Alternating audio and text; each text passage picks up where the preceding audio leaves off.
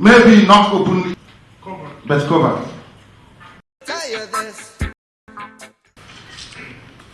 What is the relationship between the lack of ethnic self-determination, the self-governance in the Biafran homeland, and the enormous number of Biafra people who have gone abroad to seek opportunity? The relationship has to do with the effects of the policies enacted not just by the present Hausa Fulani rulers of the zoo called Nigeria, but a deliberate policy of the British to disperse our people, to enable them to have unfettered and unrestricted access to our resources, which is primarily crude oil and gas. The presence of gas and oil in the Holy Land of Biafra is the reason why all these people are here. That is the reason why we are an endangered species right now unless we do something about it. The direct correlation, therefore, is the presence of oil and gas in our land. That is why they are dispersing us, because if we are outside, as they have successfully done, then they can have access to our oil. In the USA, we are all across Europe.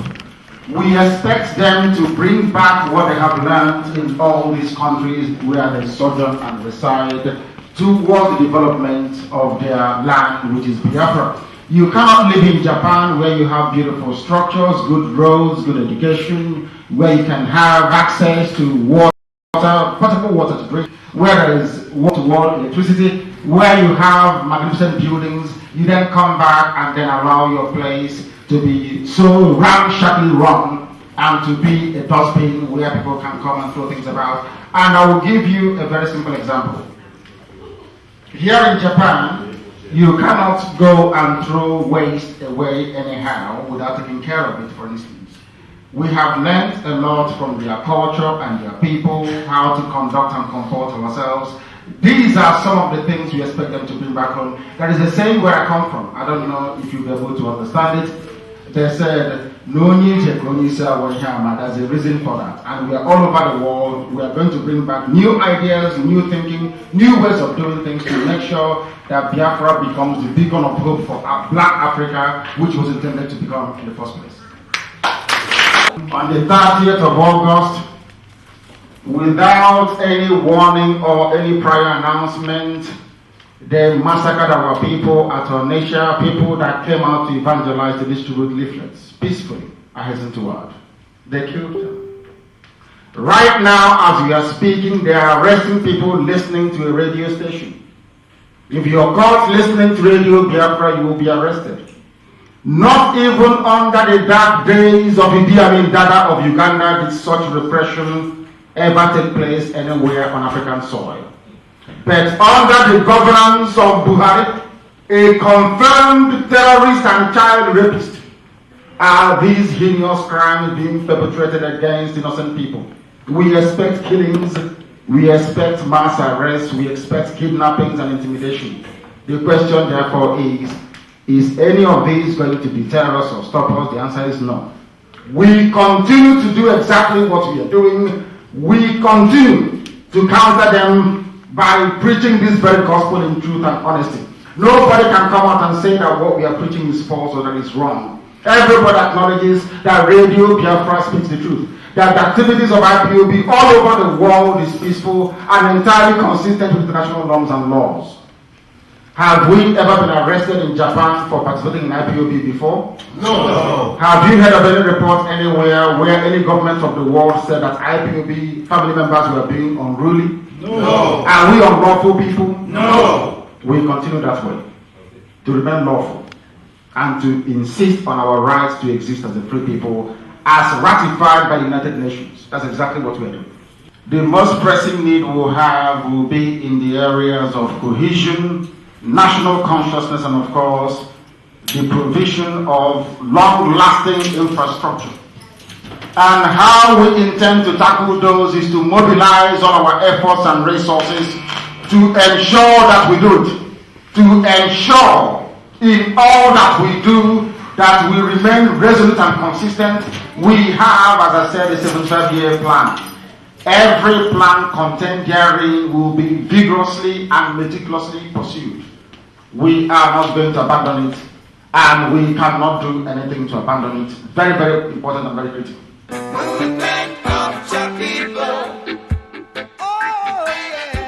If you're coming back to Biafra land, you must be prepared to fight to defend our honor and integrity. If you're coming back home, you're coming to fight. If you cannot fight, you stay abroad and you contribute. Because they are coming to fight us. That is obvious. If you bring your families back home right now, you may be subjected to harassment and intimidation. That may cascade down to other people being afraid as well. So what you need to do is, if you're prepared to fight, you come down. If you cannot fight, you stay outside and support. I will not recommend anybody coming back home now, because the territory is very, very hot indeed. The intimidation, the mass arrests, the shootings and the killings is gathering momentum because they know that we are at the precipice of leaving that very damnable zoological.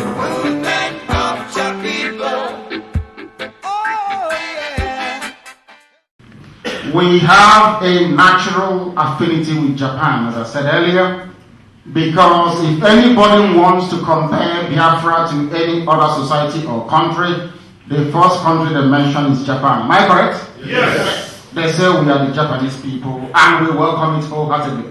What we want Japan to do, as I said, is to compel the Nigerian government, the Zoo government, to adhere to the provisions of the Universal Declaration of the Rights of Indigenous People, that we as Biafrans have an irreducible, inalienable right to determine for ourselves our fate, our future, our nationhood, our identity as a people. That's what Japan to do. To insist on the document that was vigorously debated and passed by the UN to be obeyed by Nigeria and every other force around this very earth. Also to prevail upon Britain, to let them understand that Biafra is here to stay. Another thing that Japan can gain is this. We have every available mineral resource you can think about. From gold to bauxite to iron ore to oil and to gas. I would prefer to give oil and gas to Japan than to Britain. Won't you agree with me? Yes. Yes. Yes.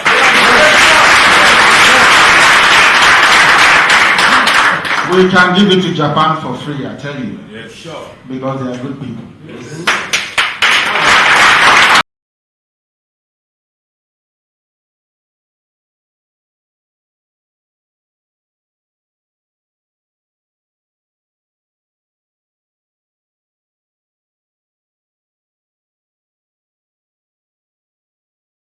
IPOB is not a group or a movement.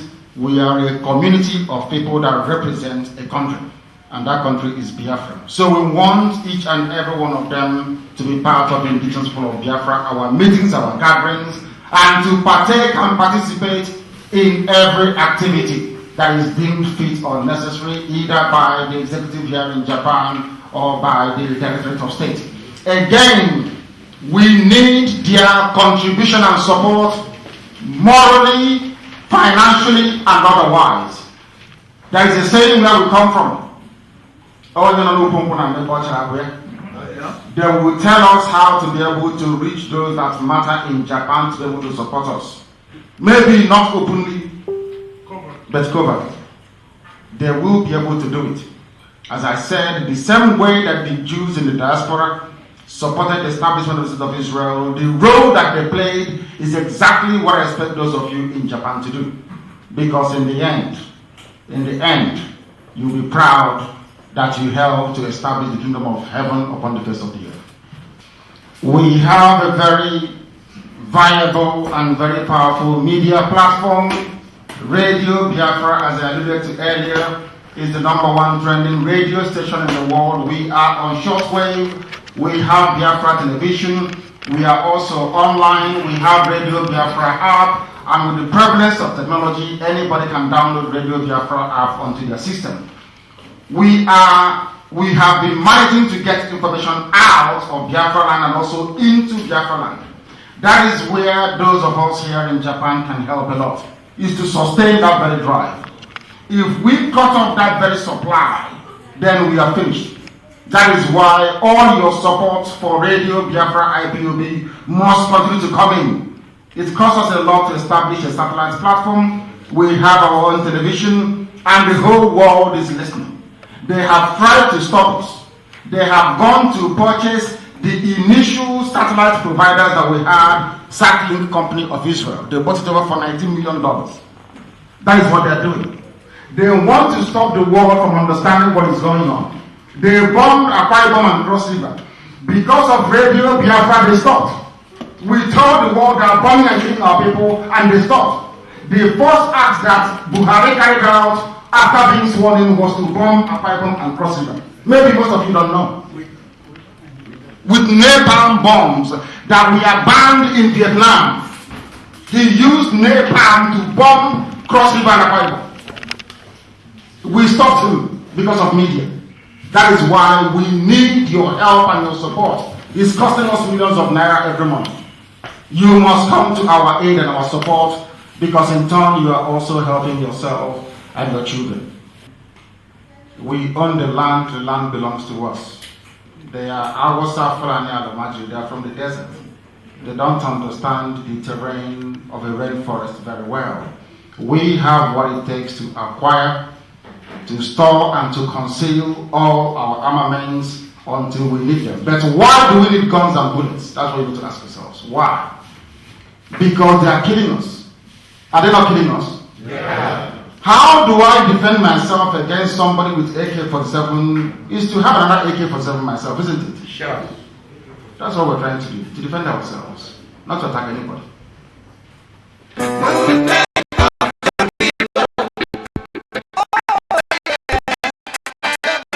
Let's go to something else you said at the town hall. You were asking the Biafrans here to give $1 a month towards Biafra. At the same time, you said that all of you in America that failed to contribute, you will not be allowed into Biafra.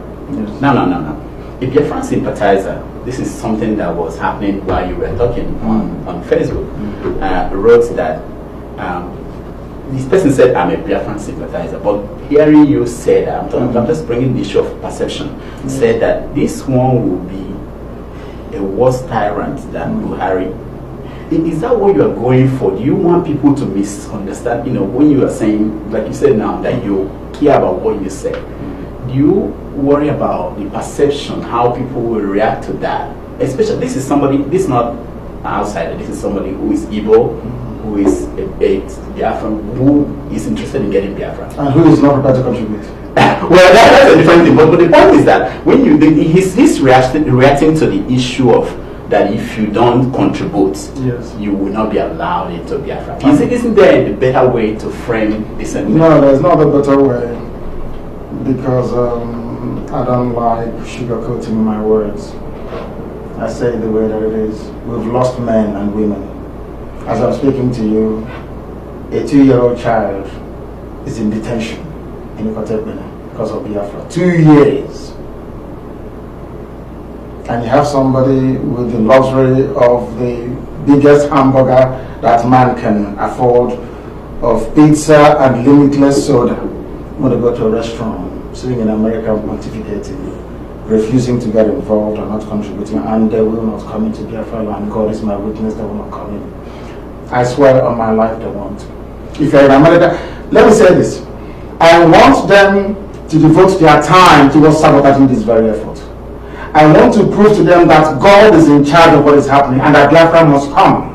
And when Biafra does come, no amount of apology, no amount of begging, no amount of pleading will allow or make the Biafran state to reach this very ban, which we shall impose.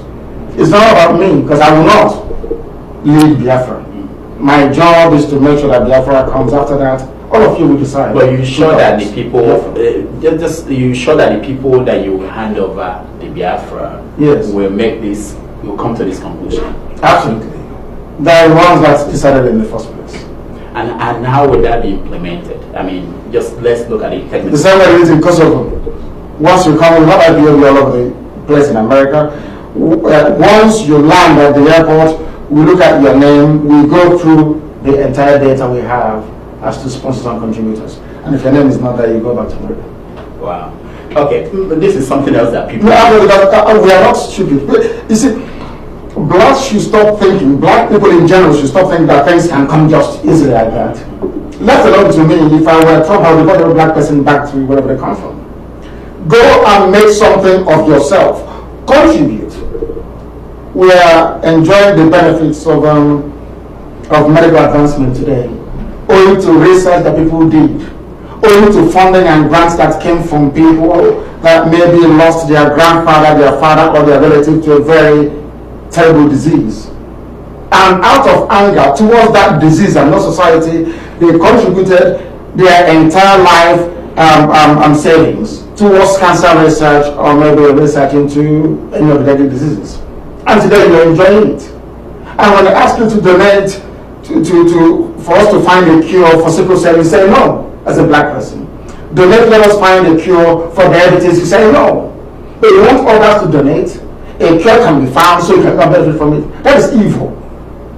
Now, are there other examples of people who fought for struggles that took this path? What I mean by this path is, like the civil rights movement. Did they take the path of saying that if you are not a contributor, you won't benefit from that? Is there any other movement anywhere in the world, Hamas, any other group, I don't know, any group that could take that kind of position? And what do you want, how do you want people to interpret this? Because again, that's the perception that I'm concerned about. What do you want? What example can you give of a movement? Kosovo did it. The people in Kosovo. Absolutely, they did. I said it tomorrow morning. You see, and it worked for them. Of course, it worked. It worked because your apathy, those of you in America, because of your lukewarm attitude and should I say wickedness towards your fellow countrymen and women back home. That is why the families are there today killing us. So rather than finding a solution, helping, assisting, and saying, how do I support? All they're interested in is, they call him a supreme leader, trying to find an excuse not to participate. Trying to find an excuse to excuse their own wickedness and ignorance of what is happening on the ground. Are they not aware that people are being killed? Are they not aware of all this? And you want to sit down, is it tired? It doesn't work like that. Have you tried the other part of the other option, which is to appeal, to educate? You said that part of the process is to educate, and then the referendum, and then the Biafra. Have you exhausted that aspect? I mean, this is the first time that I believe that you've been in America, meeting a lot of people. And I'm not saying you've not been here before, but I mean meeting a lot of people, having that opportunity to interact with people. Have you tried that before going to what I think I would say, I mean, the extreme, the final solution?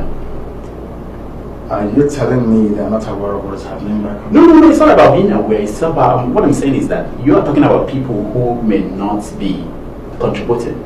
Appeal to them. How? I don't need to appeal to them before to save their lives. No, I won't appeal to you. If you're hungry, I will appeal to you to go and eat. You look for food to go and eat. There is something I call rudimentary consciousness. You must have empathy. That if you're a human being.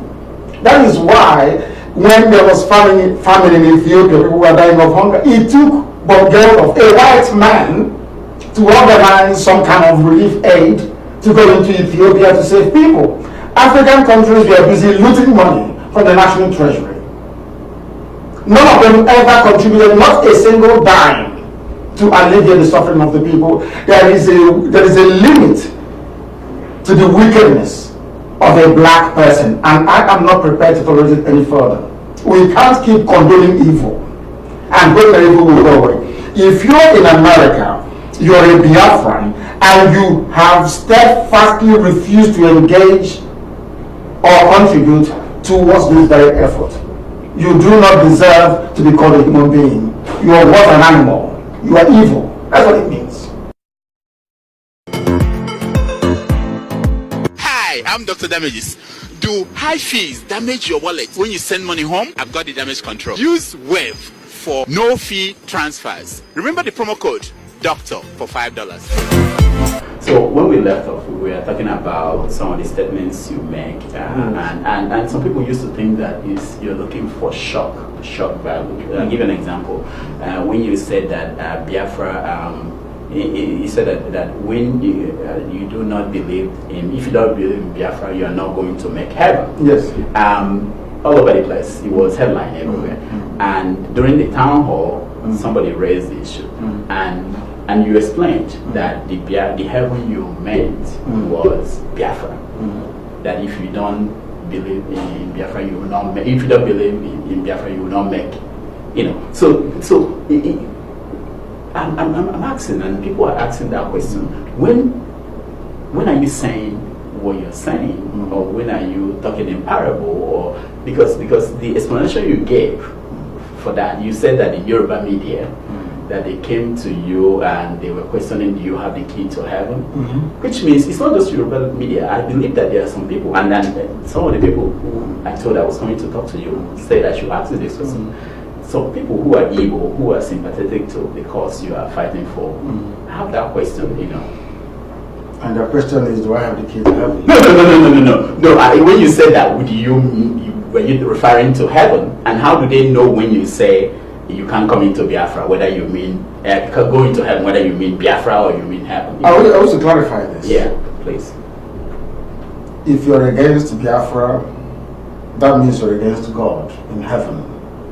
Chukwu that we praise and worship. And God is a God of freedom. You can't be against freedom and expect to make heaven. It's not possible, you will not. Both the spiritual heaven that is up there in the firmament and this very heaven on this earth we are building, or we are seeking to build, which is Biafra. You will not make any heaven at all. Perhaps I wasn't quite clear enough, and let me clarify. If you are against Biafra, you will not go to heaven. Not the heaven to go and see the Messiah, and not to enter Biafra, which is heaven on this very earth. But you will not make it. There's no ifs or buts about it. And you will not. Categorically, because you are against what God Himself ordained. Somebody watching this will be thinking, what did God tell you that? How do you know? And I will tell you how I know. Yeah. I know because if you're against the will of God, if you perpetually and consistently without repentance go against the will of God, you cannot enter heaven. That is a given fact. It's a doctrine of religion, of every faith. I hasten to add. I cannot see how you can claim you're praising God whilst you're against people who are fighting for their freedom. If you take into consideration, as very clearly enunciated in the High Declaration, that Nigeria was never created by God. Nigeria is a man-made creation. To make it worse, it wasn't even created by Africans. Do we take that as a fact? Is that a fact? Yeah. Does the name Nigeria mean anything to you? I'm asking you as a Nigerian. No. Does it mean anything to you? No. Do you also agree with me that the only thing you can give a name to and it will bear it quite confidently and proudly is an animal? Do you agree with me? Do you have a cat or a dog at home? I mean, your kids, you can give them names. No. Do you have they will answer that? No. Do you have a cat? No, I don't have. But they have the right to change it. So if I name my child... Nigeria could change the name. No, I'm coming. If you name your child .com, for instance, this child is named .com. Or at least you are the father of that child. That's what you're saying. Is England the father of Nigeria? The answer is no. Now, what I'm trying to say to you is this. The stupidity that is prevalent in the brain of a black person is what I'm attacking. Not black people, but the stupidity that resides in our genes. That's what I'm fighting. And the sooner they understand it, the better for everybody. People have come up to us to say that what IPOB is doing inspired our separatist agitations in our countries all over Africa. You know, so what is rising up in Ghana as well, of all places. That tells you, because the truth we are preaching resonates everywhere. And you cannot be against truth and freedom and you think God will love you. It's not possible. It's not possible.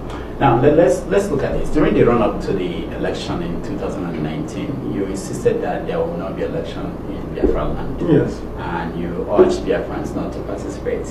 A few days to the election, you changed your mind and said that something about the demands have been met. Yes. There's a staunch supporter of Biafra who told me that that was when you lost him. Now, the issue is not about the demands that were met, that you did not explain what demands that were met. The issue was not about the fact that Biafrans or people who support you, who are your supporters, could not vote anymore because they didn't get the voters card by the time you said they could now vote. The issue was he felt that you were talking down on him as a follower, on your follower, and that they don't deserve accountability or transparency. They don't know why. They don't, you know. What, can you address people like that? And there are many who felt that at that point they already believed that there won't be election. They are not going to participate. All of a sudden, you turned around without any explanation. What will you say to someone? So if I send them into battle and I say advance, and as their commander, later on I say stop, so they will continue to advance because the instructions I gave before was to keep marching and not to stop. And when they continue marching and they meet a superior firepower and they die in the process, they will say, let them to their death. These are people who maybe, or maybe we conspired, we're wearing a light blue sky blue shirts today, and they will complain and say, why not white? They will always have a reason or justification to claim we were supporting him before, but not anymore. The reason being, IPOB represents the yearnings and aspirations of our people, and we are Republicans. Apart from the conditions that we are met, which, as I said, I will reveal in due course, one of the critical things that must be demonstrated by our people is that IPOB has the interest of our people at heart. And when people speak and say, allow us to do this, you must allow them to do it. Allow them to go and vote, to show them that their vote does not count. That PVC is useless. People say, oh, but his supporters. Who are our supporters? Every Biafran, genuine Biafran, is a supporter of IPOB. And when people go out to vote, all the people voting in the East are all IPOB. When we say sit at home, they sit at home. In another election, we said don't vote, and like 7% did not vote. Go and ask INEC, and they will tell you. That was why they were panicking over our boycott threat to the presidential elections. So if you want, before you lead the people, you need to understand that. That is why no Igbo group functions anywhere in the world, because they don't understand the psyche of our people. Our people, number one, they want the truth and consistency. When you change your mind or direction, you explain to them why, and which I did time and time again. Our people said that if you don't do this now, we know that you don't listen to instructions. You're not prepared to listen to other views. Do you understand me? So in order to carry the same critical mass along, we need to give them what they want, which is an opportunity to prove that your PVC is useless, which we've done. Is anybody doubting us anymore that PVC is useless in this zoo? No doubts whatsoever. So I don't want people to always look for an excuse as to why they cannot be part of it. It's either it's called Supreme Leader, it's called Lord and Savior, and now it's because of election. Before I leave the US, they will say maybe because I didn't go to Massachusetts. That's why I don't support. After I went to New York, Atlanta, and all these other places. One more question about perception and things you say. There was a statement you made maybe in 2015 where you said that 99.9% of Igbo girls are prostitutes. You defended this by saying that you had no empirical proof, that you had no scholarship to back up what you said, and no field research. Just your application of the law of deduction, that was what you said. Now, you also said, and I quote, if you are attending a Yoruba church, you should be ashamed of yourself. Yes. Anyone who attends a church with a Yoruba pastor is an idiot. Yes. A complete fool, an imbecile. I have no time for them. They are worse than Boko Haram. They are very, very foolish. If your pastor is Yoruba, you are not fit to be a human being. Now, I know a fan of the Biafran struggle who is a woman and attends a church that has a Yoruba pastor. She just doesn't understand why you talk that way. Do you have anything to say to her? Because most of the difficulties we've been having have always come from these Yoruba pastors. Some of them are good. I have no doubt in every society you have the good, you have the bad, and you have the ugly. I don't spare our people either, do I? No. Do I? No, no. Have I spared Ohaneze No. and the governors? Have I even spared my own soul? Because I don't have a lot of time for self-pity. Yoruba Pentecostalism is the reason why Fulanese are invading us today. How? Because they failed to stand in the pulpit to defend the people by speaking the truth into their congregation. That's the reason why. Are they doing it in Kumeyi supported Jubril. Every Yoruba pastor knows that Buhari is dead. They know it. They know that that thing they are saying in Asorok is not Buhari. Everybody knows, including yourself. You all know the truth. But because coming out in the open to concede that the man is not Buhari will mean that Nnamdi Kanu will score a cheap point of "I told you so," and Nigeria will remain one if we don't reveal this very horrible secret. That is why they are doing it. You cannot expect me to have regard for anybody who is a Biafran, perhaps answering Nkechinya or Chukwuenenye, going to a church pastored by somebody who is called Kumi or Suleiman, a former Muslim, now turned a Christian, and you're telling me to have regard for you. What is their name? What is the meaning of their name? I answer Ikechuku by my name, by virtue of the name that I answer. I give praise to God in heaven. And you're going to a church. Are you saying that Yoruba names don't have meaning? No, I'm not saying that. Okay, just you see, it's within the context of praise and worship. Yeah. What I'm saying is that he was a former Muslim, and today he's a Pentecostal priest. That's Suleiman. Supporting, I said all Yoruba pastors, supporting an Islamic fundamentalist agenda. Suleiman is not in support of Apostle Suleiman is not in support of he said you shouldn't criticize Jubril. That's what he said a few weeks ago. You're asking us not to criticize a murderous dictator. Yeah, in what planet do these people inhabit? If Archbishop Desmond Tutu, adopted this docile support the dictator approach, where would South Africa be today? People talk about Dr. King all the time. Was Dr. King not a reverend? I'm asking. No, I'm saying I wanted to know the Igbo reverends, are they doing better? Are they doing better than Yoruba or the Hausa? Some of them are even worse. So like what I'm trying to explain to you is that congregation of brainwashing that I do not like. The same gripe I have with a section of the Yoruba media that have turned our brains for over 50 years. But whatever, I like because you bring up the Yoruba media all the time. I want to ask you, what happened to the Igbo media? Why are the Igbo media not taking up whatever complaints you have? Where are they?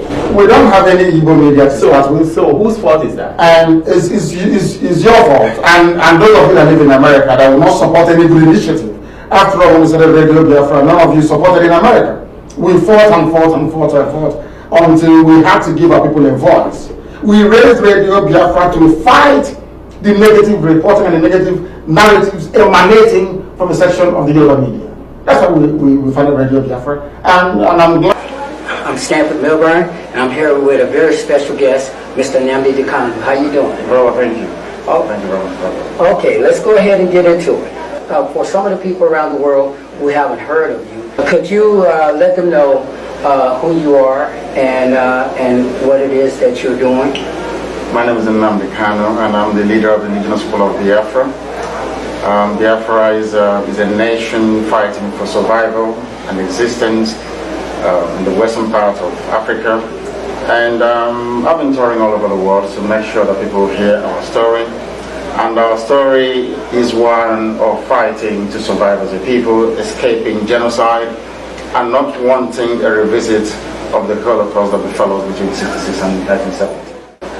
What makes you think that the restoration of Biafra will bring peace to the people there? Because we were living in peace before the Europeans came, and ever since the Europeans came, we've been living in pieces. So the only way for us to return to what we used to have, excuse me, is by dismantling that was put when the Europeans came, which is Nigeria. Nigeria never existed before the white man came. After the coming of the white man and the creation of Nigeria, there's been chaos, there's been retrogression, there's been mayhem, there's been disorder, there's been chaos, there's been economic stagnation, there's been wanton murder and destruction, there's been jihadi tendencies, so to speak. The whole place is upside down. There is so much killing going on in Nigeria that should the world become aware of it, something very drastic will be done, most definitely. So the best thing for us to do is to put to an end that thing that has brought all this disorder and chaos. And that very thing is Nigeria, as presently constituted. I once read that Biafra won the war between Biafra and Nigeria. And my thing is, Nigeria was able to cut off food supply and medical supplies to the people. And to me, it sounds like, I take it as Biafra won the battle, but the war is still going on right now. What do you think about that? We defeated Nigeria, but we were not able to defeat Britain, Russia, and what I refer to as the acquiescence or nonchalant attitude of the United States of America at that point in time in our history. The food blockade, the cutting us off from the rest of the world, the starvation that accompanied that very blockade were all orchestrated by Harold Wilson's government in Britain. It wasn't a brainchild of Gowon, neither should we give credit to Nigeria for that. We never fought against Nigeria alone. We fought against major powers around the world, and that was why we actually lost the war. In a straight fight or battle between Nigeria and Biafra, we will overrun them within 2 weeks. That is a fact. The only reason why Nigeria survived was due to the intervention of Britain and the fact that they managed to get Russia to supply arms to Nigeria during that very war. There's Nigerians, especially those of Ipob origin, all over the world. Can you explain to me what it is they're doing all over the world? We are seeking to survive. We are seeking to make sure that we still have some remnants that will return to Biafra after Biafra has been restored. Not just the Igbos, you have the Bibios, you have the Yekis, you have the Shekris, you have the Domas, you have the Jaws all over the world. We are all Biafrans with one common value system, one heritage, one tradition, and one culture. And the only way to preserve us is by us scattering all over the world, so that when Biafra comes, we have people who can return to it. Because right now, as we speak, people are being slaughtered, people are being killed, and I'm not sure that we'll have many of them left by the time Biafra is restored, unless something very drastic is done about it. When you look at Biafra, what is it you see in the future of Biafra? Biafra is the hope of not just black Africans, but blacks all over the world. Without Biafra standing as an independent nation, capable of holding its own in the community of nations, black people all over the world will not have any dignity upon which to base their existence or their survival as a race. In other words, Biafra is a beacon, the only beacon, from my time, for not just West Africans, not just for Sub-Saharan Africans, but for every single black person on the face of this very earth. So it is in the interests of every black person alive to make sure that Biafra comes. See, and you know what? I've been thinking about this for a very long time, because the way I look at it, I see black people all over the world. It's like black people are being exterminated. And it's like we have been shown in such a negative light to everyone else around the world, even to each other, to where when we see this, when people see this happening, people don't really care. It's like, no one is saying anything. I've seen news cases to where someone will go into a publishing company in London, shoot up 12 people. All over the world, people are posting flags, in support of the people. But it was recently I came up on the name Biafra. Now, I know for a fact that the movie Tears of the Sun, that was based on Biafra and the Nigerian war, but I didn't know that at the time I saw this. But the way I feel about it, if anyone managed to exterminate any black people in any region, I feel that we all are done. You're correct, because there is a grand conspiracy against Biafra, the emergence of Biafra. They know we're a very intelligent race. They know we're technologically advanced. They know we started practicing democracy before the Greek city-states emerged. They know that we are at the beginning of creation, so to speak, because Biafra is situated at what is called the zero meridian, zero longitude and zero latitude. They understand the importance and centrality of Biafra to the advancement of not just blacks in Africa, as I said earlier, but blacks all over the world. So there is a concerted effort to suppress Biafra, to keep the atrocities happening in Biafra away from mainstream media. It is a grand conspiracy, because Biafra till this very day, or Nigeria so to speak, remains the area of primary influence of Britain. In other words, Nigeria is still a colony. That is the issue. Now, you're talking about people being exterminated. It is happening as we speak right now in Nigeria. This very second it is happening. The extermination of minority tribes is happening in Nigeria as we speak. But nobody's talking about it, because the only item of concern is access to oil and gas, which they freely have. That is the issue. And we are not expecting other people to fight our battles for us. We are determined, we are committed, we will sacrifice everything sacrificable to make sure that Biafra is restored. I still want to continue to elaborate on this about the genocide of black people. Because when I look at it, it's like it never really made sense to me how black people could come in and kill other black people for their resources. It just never really made sense to me, and I always felt that there was someone else who I would consider the puppet master controlling these groups. They would turn around and pay these people to take over this place, and so for their own personal benefits. When in reality, I feel like if everyone come together and work together, it can enrich everyone there. Because you have lands that are so rich to where basically people walk across the land, they're walking on top of diamonds, and yet they can't collect these things and benefit off this for themselves. And it really don't make any sense to me. Why is it that black people are killing coming after each other like that? Because I was once told that white people and black people have one thing in common, and that is hatred of black people.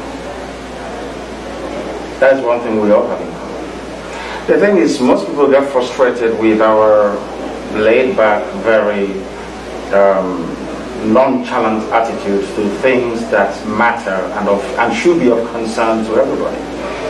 You talk about the resources that we have and these alliances that you have in Africa. What people don't really grasp is that the Muslim north of Africa that stretches into the Sahel, that actually encompasses some northern territories in West Africa, owe their allegiance to Saudi Arabia and to Islam. That is their primary concern, to be seen to be good servants of Saudi Arabia. And for some of us closer to the coast, the Atlantic, we want to be seen as very good servants of either Rome or of England or of heaven knows where else. There is, I hope it is not irredeemable, inferiority complex within us, that we need to look up to people to define and articulate our concerns and then prefer solutions to them. We don't feel confident enough to understand how to solve the problems that are confronting us with the resources available to us. There is also the mentality of primitive accumulation, which we must not disregard nor discard. People don't understand what it means to be a public servant, to serve the people for the benefit of everyone. Now, where you have such an arrangement, very disjointed, ill-organized, predators are bound to come in. Britain is propping up a jihadi regime in Nigeria. Buhari is dead. They brought in an impostor from Sudan, placed somebody who is not a Nigerian at the seat of power after very extensive and expensive plastic surgery, and they made him the president of Nigeria. And everybody's saying, yes, this is our president. But we all know that Buhari is dead. Now, Britain is doing that because they are anxious to secure their access to oil and gas in Biafra land. It's as simple as that. And black, I'm sure it exists everywhere in the world, as they used to have here. You know, the one they used to call house niggas in those days. That's what you have in Africa. Every president in Africa is a glorified house nigger. How do you explain why the elites amongst us seem not to be part of the restoration project? I don't know who you call an elite. Do you mean elite by the amount of degrees they've managed to garner, or the amount of money in their possession, their wealth, or their status? Because the whole elitism argument leaves me confused sometimes. The people you refer to as elites are puppets, as you quite rightly asked earlier. They don't have the interest of the people at heart. Now, you don't expect somebody who is serving a master and benefiting from it, rather than working the plantation but was elevated to serve the master in the manor, to be concerned with the plight of those in the field picking cotton or cutting the sugar cane. That's how it is. So they are not the elites, they're only those who were brought closer to the master, that they may continue the subjugation by another name. In other words, if it is a white man that we are fighting, the whole world will hear about it. That's the funniest thing about it. If you're fighting Europeans, the last great freedom fighter was Nelson Mandela, may heaven rest his soul. The only reason why you heard about Nelson Mandela was because he was fighting white people. Martin Luther King in this country fought an internal apartheid white system in America. But when you rise up to fight those demons that the world can't see, illiteracy, ignorance, poverty, disease, you get no credit for it. And that is what Biafra is fighting for. The eradication of that inability to reason that have characterized the existence of black people since Europeans discovered them. That's what we are fighting.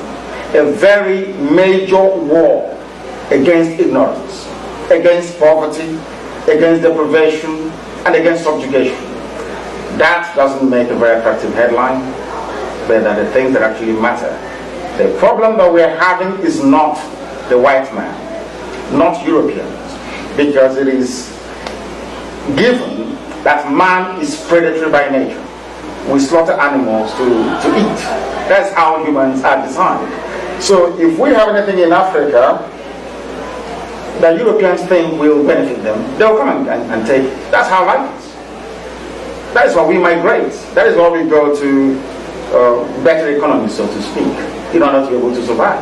That is just basic, pure human instinct. It is now left for us to understand that we have things that we can deploy or utilize to make our lives better. So I never blame the white man, to be honest with you. I blame our inability to reason something. It's our fault. And that's what your friends have to correct. We'll be back in a minute, and stay tuned. Let me tell you who to blame. Blame the boy lying at your feet, his body oozing life through the hole in his stomach where the bullet tore him apart.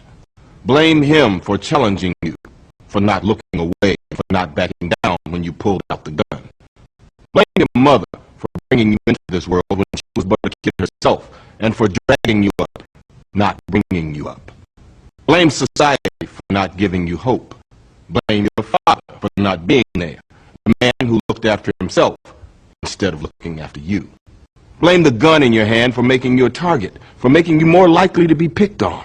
Blame the dead boy, blame your mother, blame society, blame your father, blame the gun, blame anyone but yourself for not being strong enough to put down the gun, to break the cycle.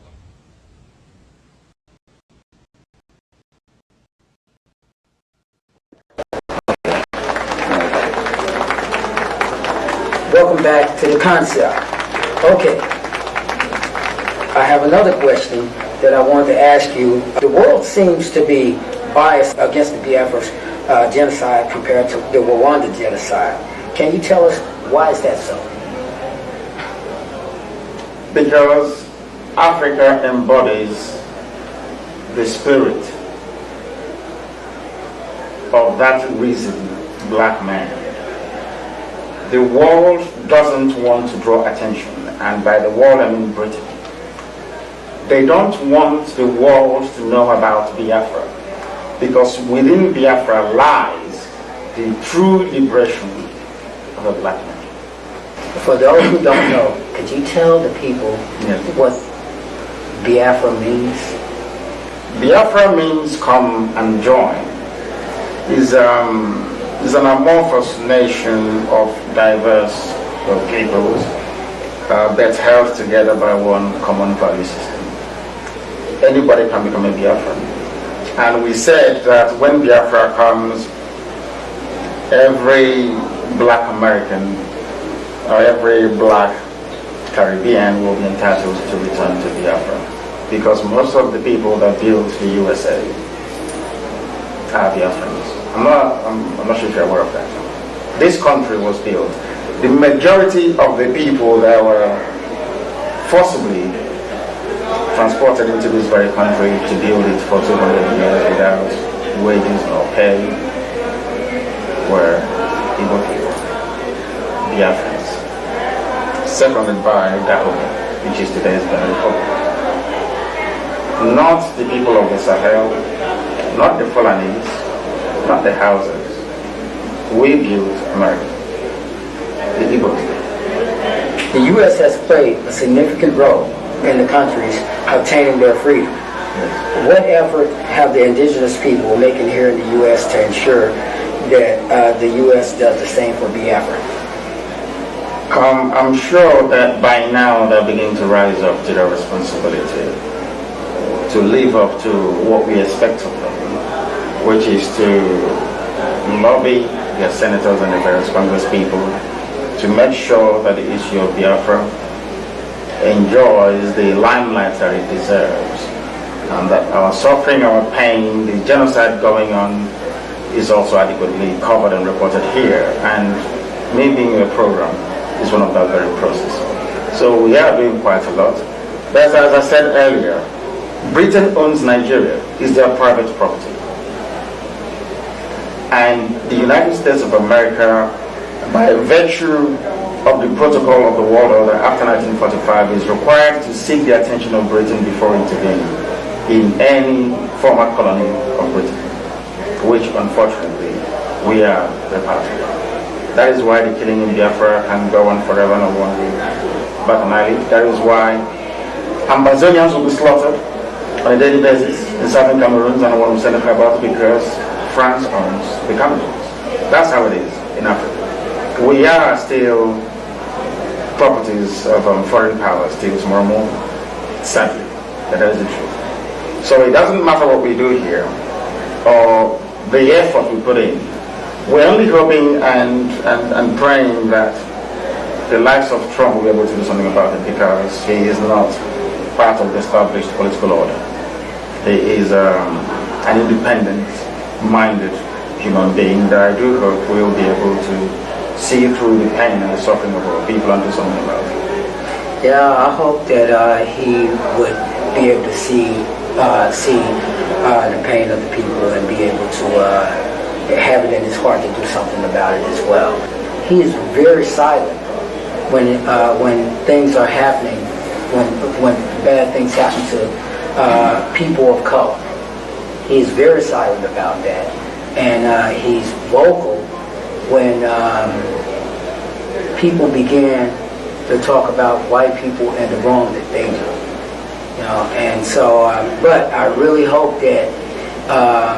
Sorry, could I perhaps correct an impression? Yes. It was under Obama's regime, a black man, that Africa suffered its longest sustained period of instability. Obama replaced Gaddafi. It wasn't a white man that did it. It was Obama who installed the dead Buhari, in whose name a wave of jihadi conquest is happening in Nigeria. Obama had 8 years to do something for black people, structurally speaking. I'm not talking about the very artificial stuff that you have around you, like one healthcare center here or a school playground there. I'm talking about fundamental restructuring of the position of black African, or should I say African American, here.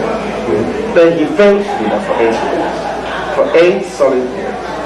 And if your own kind couldn't do anything for you, what do you expect a white folk? So you can understand, when Trump is quiet, I'm not making excuses for him. The question I will ask is, what did Obama do for 8 years to mitigate against those situations that will give rise to racial tensions in America? Well, that never happened. That has never happened, and exactly. Even I spoke about that myself. Obama was also very quiet when it came down to that, and when it comes down to doing something to uplift black people, to equalize the situation, Obama never wanted to do anything that would have a direct positive effect on black people. The reason why I say positive effect is because everyone has received reparations in America, but when it comes down to blacks,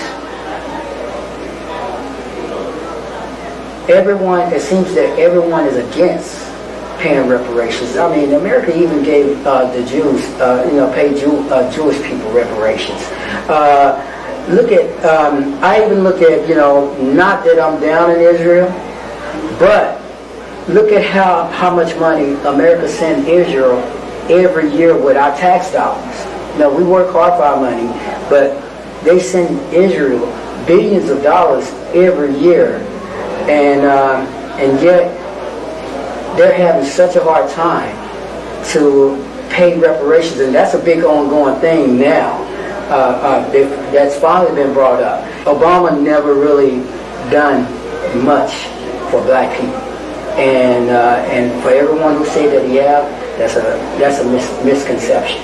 Everyone was just happy that we finally had a black president, but let's move on. So, people are talking about African unity. Does the IPOB want to separate from Nigeria? Absolutely. an independent nation. This African unity is a myth. Not every black person is related. The same way in Europe.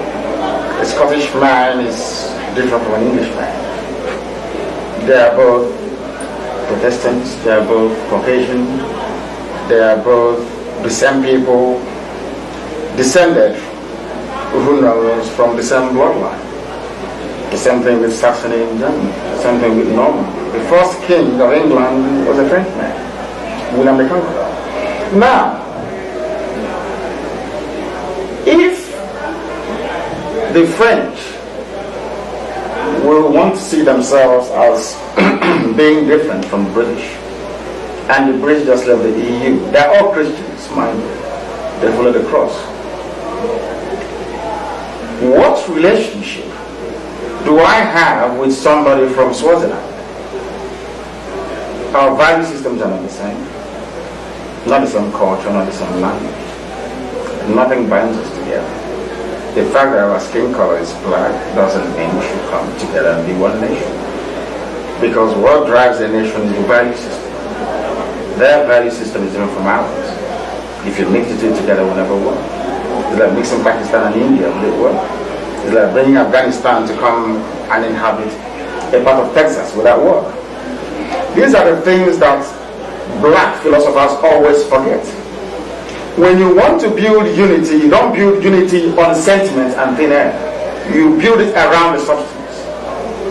People come to the USA. The English, the Puritans founded this very nation upon an ideal that respects republicans, liberty, and freedom, inverted commas, of course. They left Europe to come here to build this very, beautiful nation. Will you ask Americans to unite with Europe and be one country? No. Then why should I be in the same country with a Fulani man whose allegiance is to Saudi Arabia and who doesn't see the world from the same viewpoint as myself? That is why Africa is backwards. As long as we continue to respect the artificial colonial boundaries imposed upon us by the Europeans, we are doomed to fail. Year after year, decade after decade, century after century, to eternity. A black man should be able to rise above what I call primordial sentiment. The fact that I can trade with you, I can relate with you. If your ancestors are from Biafra, by all means come back to Biafra because we share the same value system. But I can't be in a country where my daughter can play football for Nigeria, but the daughter of the Sultan cannot because she's not allowed to expose herself. And you claim you're in the same country. Do you get my drift? Yes.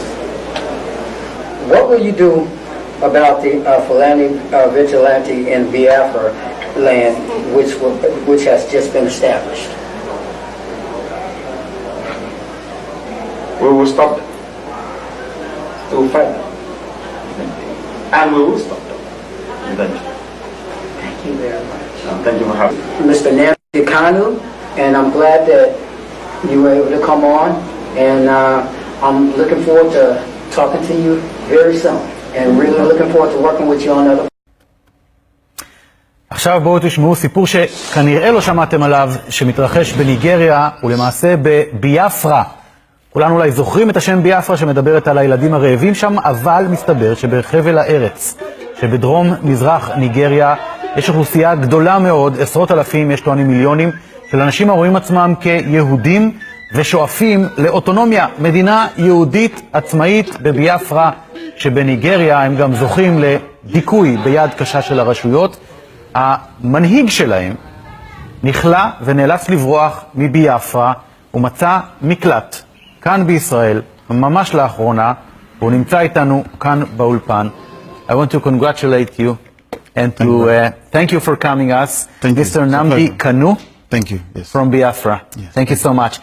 We will shortly tell the story of how did you happen to come here. But let's talk a little bit about your people story in Biafra.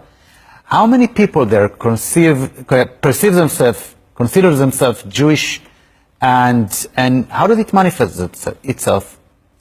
Biafra in total has about a population of, say, 70 million people scattered all over the world. As you know, they've called us the wandering Jews of Africa.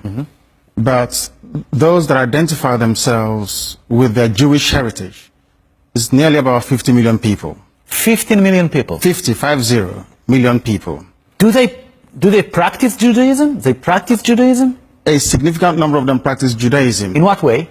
In terms of their prayers, in terms of the Torah that they read, in terms of the kippah and the talit they used to pray, in terms of their recitation of their prayers, is a very significant segment of the population that actually practice it as we do, or most of us do in Ipob. The problem is that when Ipob is the indigenous people of Biafra, is this umbrella movement all over the world that is pursuing the emancipation of Biafra from Nigeria. So what's been happening is that when Christianity came with colonialism, a lot of our Jewish heritage was suppressed. We were made to feel ashamed of our Jewishness, so to speak.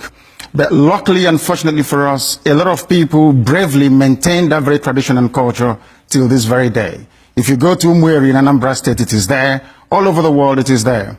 And even the Encyclopedia Britannica of 1929 mentioned it quite specifically, that the Igbos are the Jews of Africa, because all the traditions you have from circumcision to everything that you can think of in the book of Leviticus, we practice this very day. We're talking about the Igbo nation, the Igbo people. Yes. Not all of them are Jewish, right? Not all the Igbos are Jewish, or they are? They are all Jewish. The problem is that with the influence and influx of Christianity as a result of colonialism, a lot of that was dampened down. What happened was a lot of our emphasis was moved away from the Torah, the Old Testament, to the New Testament.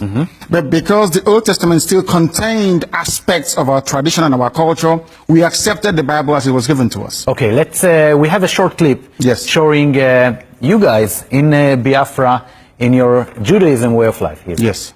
Hallelujah. Oh, say shalom. Hallelujah. Oh, say shalom. Hallelujah. Oh, say shalom. Hallelujah. Oh, say shalom. Hallelujah. Oh, say shalom. Hallelujah. Oh, say shalom. Hallelujah. It's the sound. Centuries of colonial returning to what they say are their native roots. A place. Quite fascinating. Very, very fascinating. Now I want to look at the map of Biafra and Nigeria, and maybe this map tells a little bit of the story. So actually, you guys in Biafra, what are you struggling for? What is your aim in your struggle? Why there is such a confrontation between you and the authorities?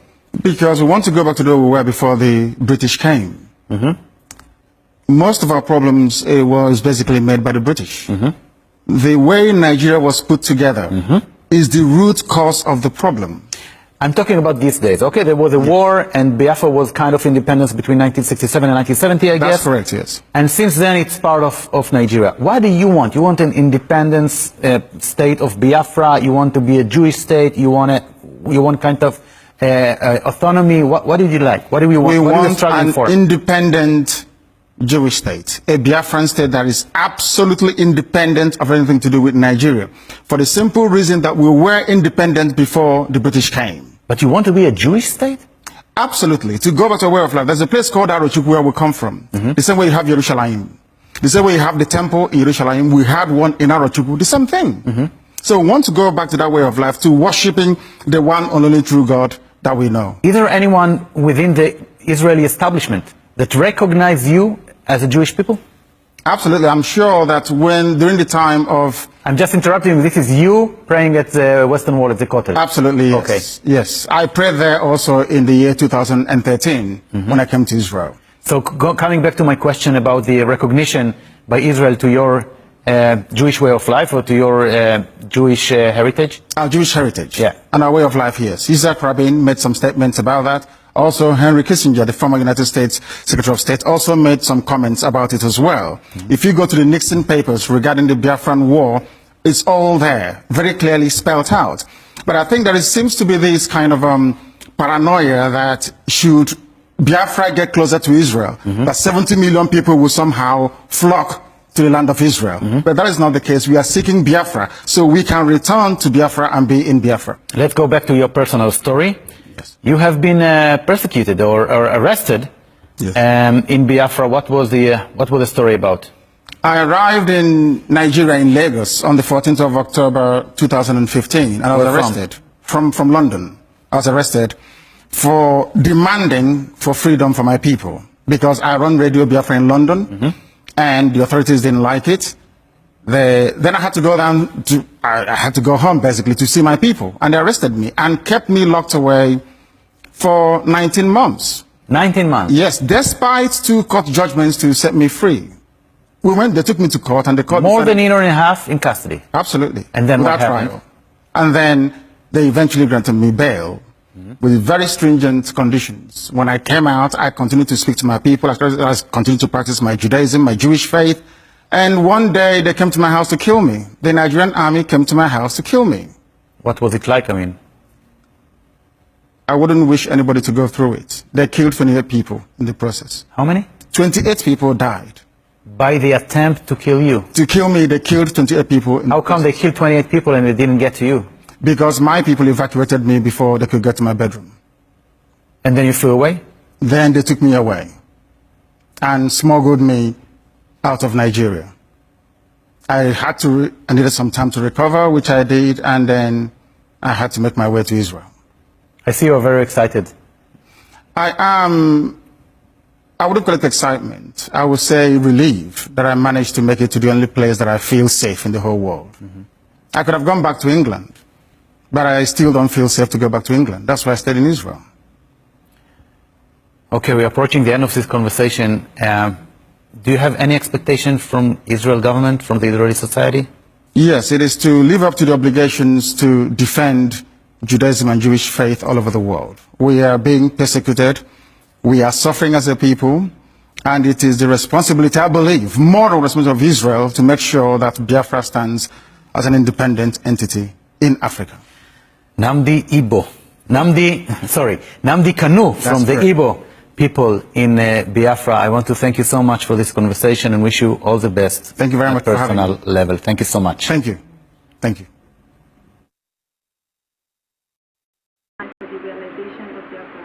No deadline, but we're moving speedily towards it. What if you get arrested? I don't care. In the past, you have asked Biafrans not to attend churches manned by Yoruba pastors. Yes. Why is it? You seem to have toned down a bit on that. Yes. Because they have changed as well. The people are saying that federalism is not working for Nigeria. How do you intend that the new Biafra will be governed? Confederation. Every ethnicity will have the rights to control their resources and to govern themselves. There will be no interference from Enugu whatsoever. How do you react to the U.S. ambassador's prediction that Biafra is a failed project, or Biafra project is failed? They said the same thing about the state of Israel in 1948 when it came into existence. It will come. There's nothing man can do to stop it. So in this new Biafra, if it gets actualized eventually, would you contest for political positions? No. Why not? My job is to restore Biafra, not to serve it in any political capacity. How do you react to Ohaneze Ndibo's disownment of you as well as that of Abga? I'm not sure they disown me. We disagreed, but the media would like to hype it up because they want to magnify the differences that we have. It's just mere emphasis, divergent views and emphasis. Basically, that's what there is to it. We are Republicans by nature, so people are entitled to their views. I may not welcome it, but I defend the right to hold it all the time. Ipob and yourself reacted to the Arawa nation to Igbo in the northern part of the country. It wasn't directed at us, so I couldn't possibly react to it because it's not directed at us. But I think it goes to show that they're in tune with the prevailing trend, which is referendum. At least we welcome the fact that some of them are Democrats. I don't understand how it wasn't directed. You are the leader of Biafra. Are Igbos? Igbos in the northern part. They are part of Biafra. They've been. Your landlord said you should go. Then what do you expect to do? Exactly. Your landlord said you should go. Then you try and go. If you said they will kill you. They've been doing it since 1945. They kill all the time, so it's nothing new to us. It was reported that you had said no elections in Anambra State. Do you think that can be possible without bloodshed and things like that? How can you be bloodshedding when you're in your house sitting down and enjoying Ofensala on the 18th of November 2017? How's that bloodshed? When you say no elections, no referendum, how do you intend to make this happen? Are you going to declare that Biafrans sit at home on election day? Yes. Yes. There will be no movement. No cats, no dogs outside, no chicken, nothing. Okay. So Complete silence. those individuals say that you're a hypocrite. Why? That, you have a British passport, and yet you have asked Biafrans to destroy theirs in the first place. What are your reactions to this? I never gave such a directive. You're asking me a direct question, and I speak truthfully and directly. I did not give such an order. If people want to destroy whatever document or papers they have on them, that's entirely up to them. And I'm not a hypocrite either, because my land was forcibly taken over by external forces, and I'm being forced to live under it. It's my job to fight to get myself out of it. Nnamdi they all had British traveling documents before they still fought for independence and got it. Something applied to George Washington in America. He was a British colony settler, traveled about as a British citizen before he got USA out of the mess that was colonial rule from England. Something in India. It's nothing new. I've been in the public limelight for close to 4 years, so people know what I can do and what I cannot do. If people wish to delude themselves with false propaganda and information about me, they're more than entitled to it. I cannot stop them from doing so. But what I say to them is that those people who are feeding you this junk information about me, they do not wish you well. People like us, Ipob, are the only ones that can save you from your chronic poverty, from your diseased state of mind, from your horrible bad roads, from your non-existent hospitals, from your absence of infrastructure. And we're the only ones who can make it possible for you to get a job. That's how it is. All those people telling you all those nonsense about Nnamdi Kanu is because they know that Nnamdi Kanu is capable of articulating a policy or a viewpoint that can get you out of the mess that you're in. So they want you to remain poor, to remain blind, for your parents to be dying. It benefits them. So, basically, you become granted bail conditions. Yes. And the Nigerian government and a lot of public opinion analysts seem to think that you're breaching the bail conditions. Where were those people when Buhari refused to obey court order upon court order upon court order? Why didn't anybody go to Daura or go to Asorok to ask Buhari why he'd failed to obey court orders to set me free, to release Dasuki and to release Zagzagi? Why have they not obeyed the court order to release Bright Chimezie Ishiwa as pronounced by a competent court of law in Uyo? Why don't people concern yourself with the gross abuse of human rights being perpetrated on a daily basis by DSS, by the police, and by the army? Why are you not trying as hard as possible to uncover the mass grave that they have in army barracks in Onitsha? Why have you not questioned them about the amnesty report and about the slaughter and the butchering of our people? Why are you people so hell-bent on things that don't matter, whereas you should be concerning yourself with things that actually matter? Have you asked them why you have no light, why you must run a generator? Have you asked them why they import refined fuel when you have 4 modern refineries and you have abundance of crude oil? Have you asked them any of those questions? Why don't you have good roads? You have aggregates, you have stones, you have bitumen coming from the ground. Why do you have bad roads? And you have unemployed graduates of structural, or should I say civil engineering. Why are you not asking them all those questions? Because they understand that Nnamdi Kanu mean well for the masses, for the people, the downtrodden, people who are suffering because of poverty. They turn your mind around because they know you are not disciplined enough to understand that you need to stand your ground, to demand for what is yours. That is why it is very easy to twist the mind of a black person. Che Guevara came to Congo to fight many, many years ago, over 50 years ago. Why did he leave? Because he said a black African man cannot be disciplined enough to put the need of his self-preservation and survival over the need of the stomach.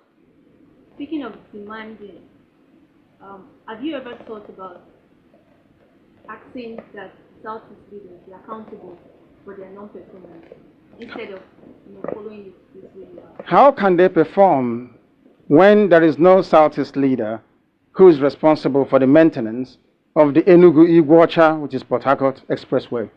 How can I hold any governor responsible when all these so-called federal roads are denied any form of attention or maintenance?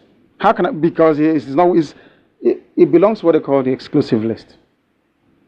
So now tell me, how can I hold them responsible for that? Are they meant to build second Niger Bridge? Is it their business to build a second Niger Bridge? Is it their business to compel the Africa Development Bank to provide underwriting loans to people who want to borrow money to build factories and industries? Is it their fault as well? But who builds the roads in the north? From the same oil money coming from Okwa, from the same proceeds from gas fields in Ohaji, in Ebema.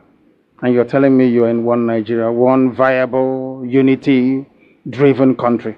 It's a charade, it's fake, it's a lie, and I'm sure you know it. So, I was going to Twitter and there's this tweet trending about Yes. a certain Osita Chiduka Yes. who drove you home Yes. from prison, Mm-hmm. and now he's declared that he's going to campaign for elections in Nnamdi. Yes. And then now you are come again to say no elections in Nnamdi. Yes. There is no irony because I'm a very consistent person. I do not change. People can change as a business. I don't change. I'm a Nnamdi, I don't change. I don't change. You don't think this is some kind of betrayal? That Osita Chiduka drove me from prison is a bit. You want me to walk from prison from Kuje to Abuja? So people felt Okay. that he was lending you a helping hand, he was supporting you when you were in prison. He was not supporting me. He was concerned about my plight as any other sensible human being ought to be. That's what he was trying to do. Being reasonable. And that's what he did. I'll do the same thing. The fact that I got lawyers for suspected Boko Haram inmates at DSS, does that mean I'm a Boko Haram supporter, sympathizer? The fact that I brought parents of Hausa people detained at DSS illegally for nearly 4 years, does that mean I support Boko Haram? Does that mean I support Boko Haram? Exactly. So why should Osita Chiduka giving me a lift from prison represent anything extraordinary?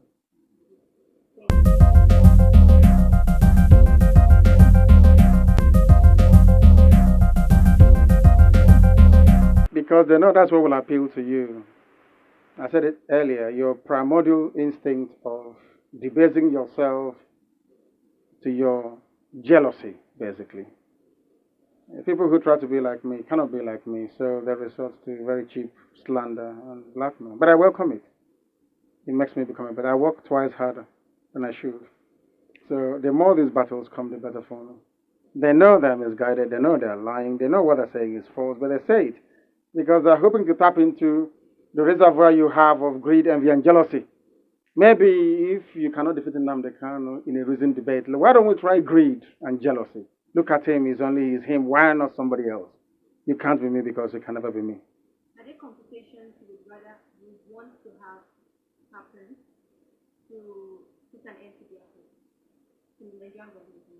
You've gotten the question wrong in my view, because there can never be an end to Biafra. Biafra will come. It doesn't matter what man does, it will come.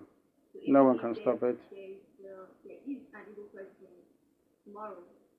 If you like, let my wife be the first woman US president. It won't stop me.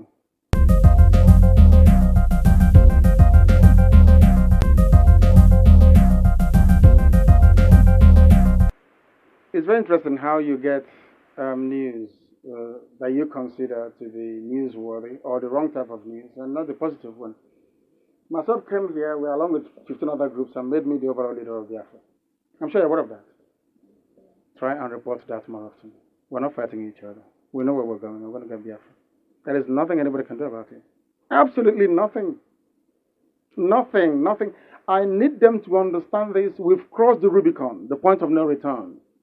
There is nothing anybody can do. If I'm alive, if I'm dead, if I'm wherever I may be, Biafra will come. If I'm dead, it's even better because it will come far more quicker. I can assure you.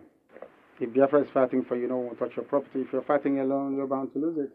So Biafra is the best. we will become the 16th member country of ECOWAS. If Nigeria doesn't release those properties, then we'll take them to court and we'll get them back, even twice the value. The Jews had investments all over the world. Most of the priceless artifacts and paintings belong to many families in Germany. It was stolen by the Nazi Party. Do you know that? Eventually they got everything back with compensation on top of it. That's what we're going to do. If you touch our investments, we'll come back for you. And we'll know where we can get it from. So there is nothing for anyone to worry about. It's only, if I'm not stopping you from being a Nigerian, if you are born on the streets of Lagos and you want to be a Lagosian and your name is Adama, oh, well and good. There's no problem.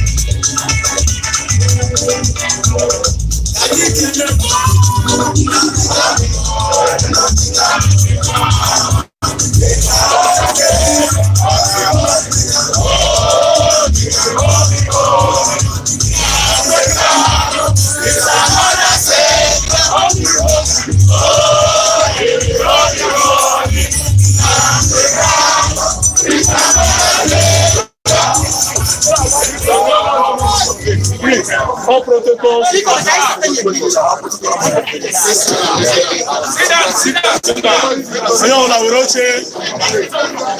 All hail Biafra! All hail Biafra! All hail Biafra! All protocols duly observed. Everybody gets your seat. Good. Bikono kind of line. Kind of line. Bikono. All Biafra kind of line. Me, I enjoy you for that. Kind of line.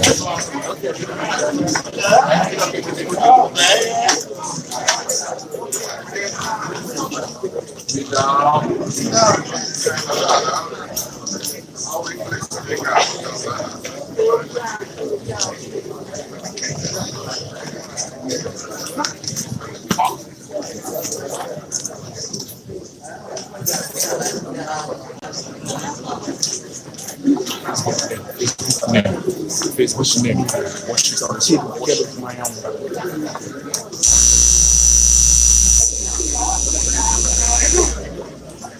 Sit down.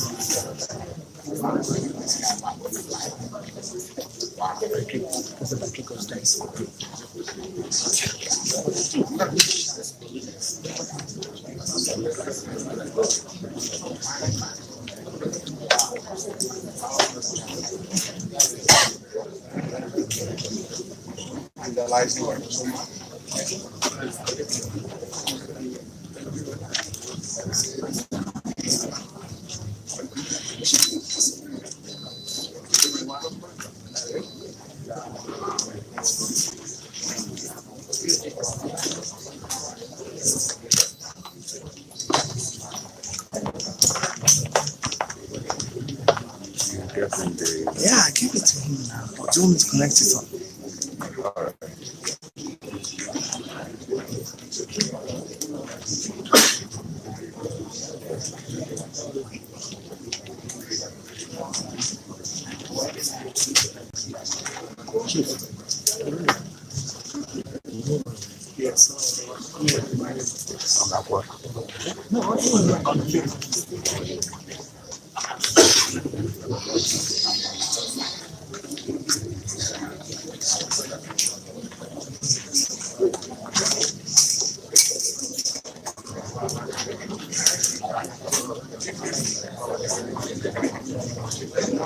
Collins.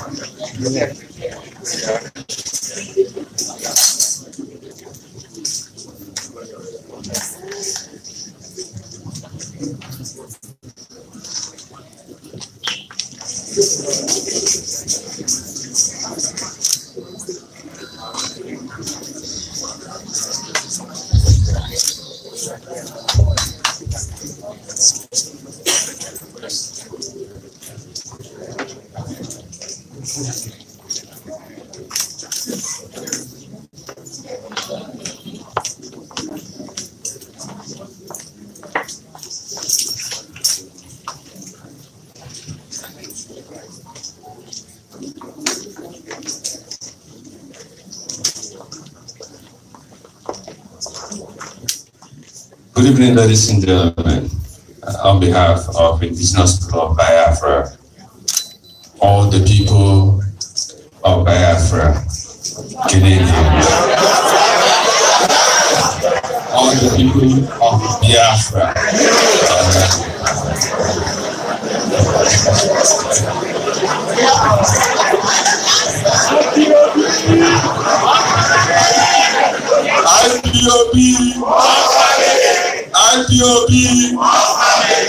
IPOB, one family, IPOB. I wish to welcome the spring leader, the indigenous people of Biafra.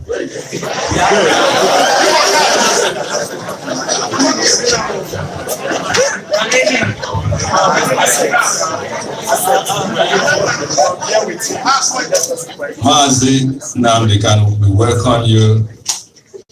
Your people are here to receive you.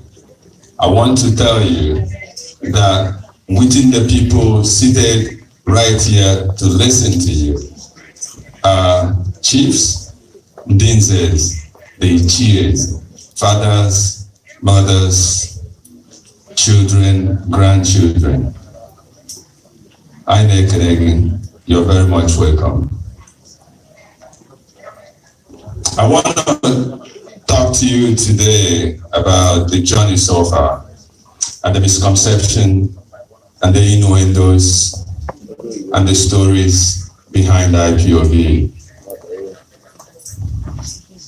7 years ago, not long ago, I'm not sure how many people here are born Biafrans and how many people here are born Nigerians. But majority of the members of indigenous people of Biafra, I can tell you, are mainly Nigerians. They didn't see the Biafran war. They were all born Nigerians. But today, they're championing the restoration of the Republic of Biafra. The reason why these younger people are championing is that they're looking around thinking, what the hell is going on? How come we were born here? Where's the country? And therefore, they were able to connect with the spring leader who saw what people couldn't see. The events that are unfolding in Nigeria today attest to the fact that he was a man that saw tomorrow. It took Obasanjo years to realize that Nigeria is being Fulanized and Islamized. He was only voice in the wilderness, crying, asking people to wake up from slumber. Even though you are rushed to war, that war is coming to meet you. So what will be the same solution to this is to be prepared to defend yourself from an aggressor that is coming to not only kill you, but to rape you, to discredit your fatherland. So what we are calling you today is maximum support as we receive our Hamadike in our midst. On behalf of all the people of Biafra, I welcome you once again on Hamadike. IPOB, one family. IPOB, one family. IPOB, one family. Thank you very much. I'm glad to be here. I'm glad to be in Canada and in Toronto, to be precise. And this very fine evening, the grace of heaven will descend upon this very gathering, I can assure you.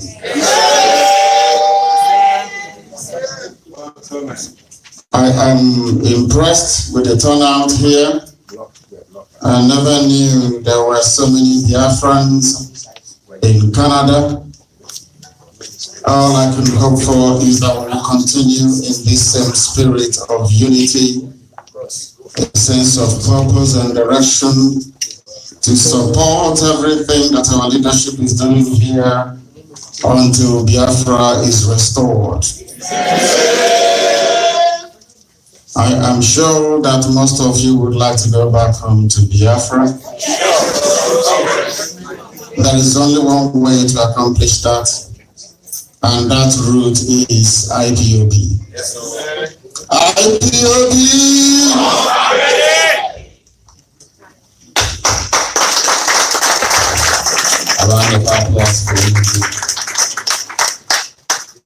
Let me start by quickly introduce the principal servants. In IPOB, I'm talking to you today so that you can understand and learn a few things about the organization Indigenous People of Biafra.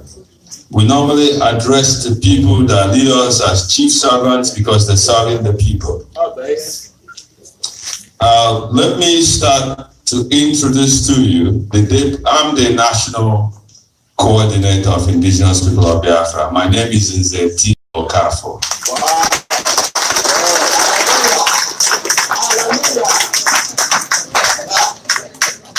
And I have Chief Collins Ogoke as the Deputy National Coordinator.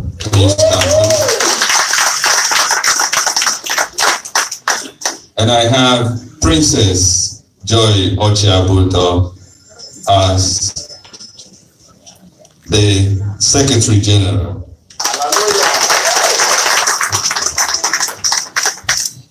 And I'm just going to quickly introduce, we have coordinators in 4 provinces so far. I have the coordinator for Quebec, Ebe Oga. He owns the Ujo Night Club in Montreal. So when you go down to Montreal and you want to have some good time, check out the Oga Night Club. Ujo Night Club. And we have Mazi Celestine Omuka as the coordinator of Alberta.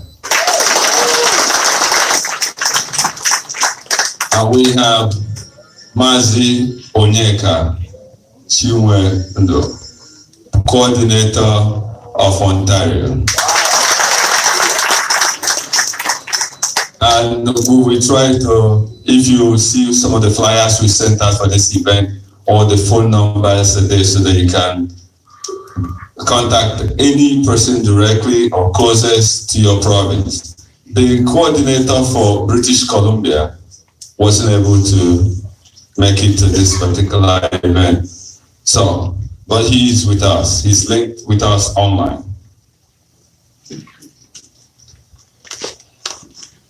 And so, just like we said, this is the climax of what we've been doing for some time, sensitizing our people that even if you're running away from the problem is going to meet you. So the same solution will be prepared. Educate yourself. IPOB is built on not only mass mobilization, civil disobedience. The key, most important thing that IPOB does is mass education. to educate ourselves, the dangers they face in Nigeria, the immediate dangers they know now, the dangers that we confronted down the line. We might not see them, but they do exist. The things you see today are just the tip of the iceberg, what is going to happen tomorrow. So I'm glad to bring the oracle himself, the man that saw tomorrow, the man that is as fearless as he can get. The whole brutal regime in Nigeria.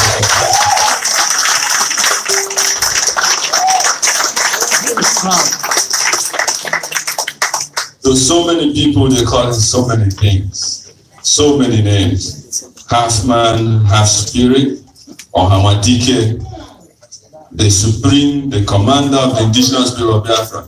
Any way you greet him is equal to the task. All of the above. All of the above.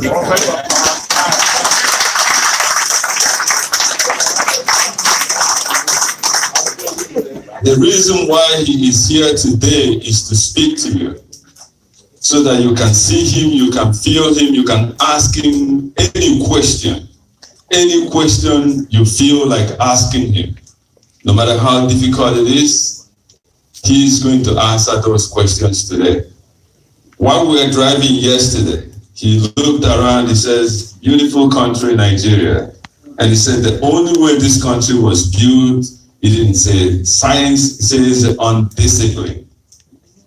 Canada, yes. Sorry.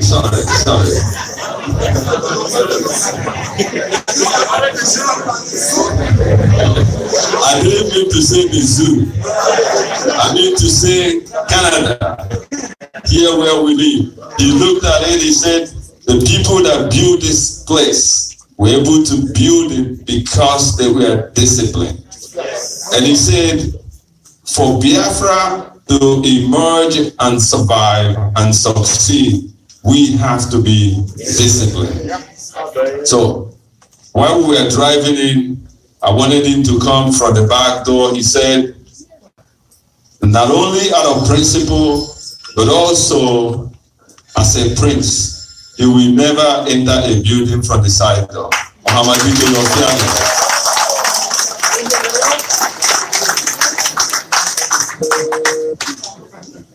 So, without wasting much of your time, we will go to the next item on the program. We will ask Ohamadike to please pray for us.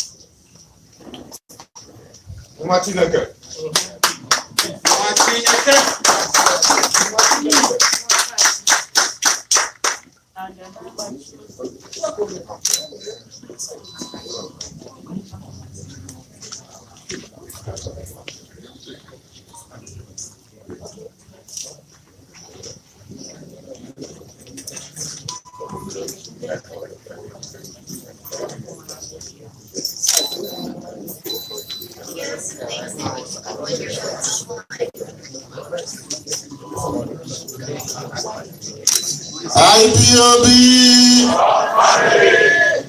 Ipob, Ipob, one family. I am delighted to be here in Toronto, Canada, before a very beautiful, polished, distinguished, esteemed audience like a good selves. There are going to be a few house rules. If your phone's around, please endeavor to put it on silent, on vibrate, because we're about to pray. That the very Chukukikabiama that not only created Biafra, but made our ancestors to be inhabited by his grace, may preside over our proceedings this evening to the eternal adoration of his holy name. Therefore, we call upon heaven itself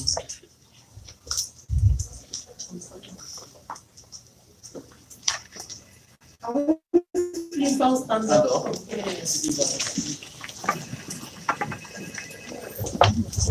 I will pray in the language of heaven, and I will also interject it with English language. You have to excuse me, because if you are in the presence of the Almighty God, the Creator, you will hear the angels worship Him in Igbo language. Adam has asụsụ eluigwe.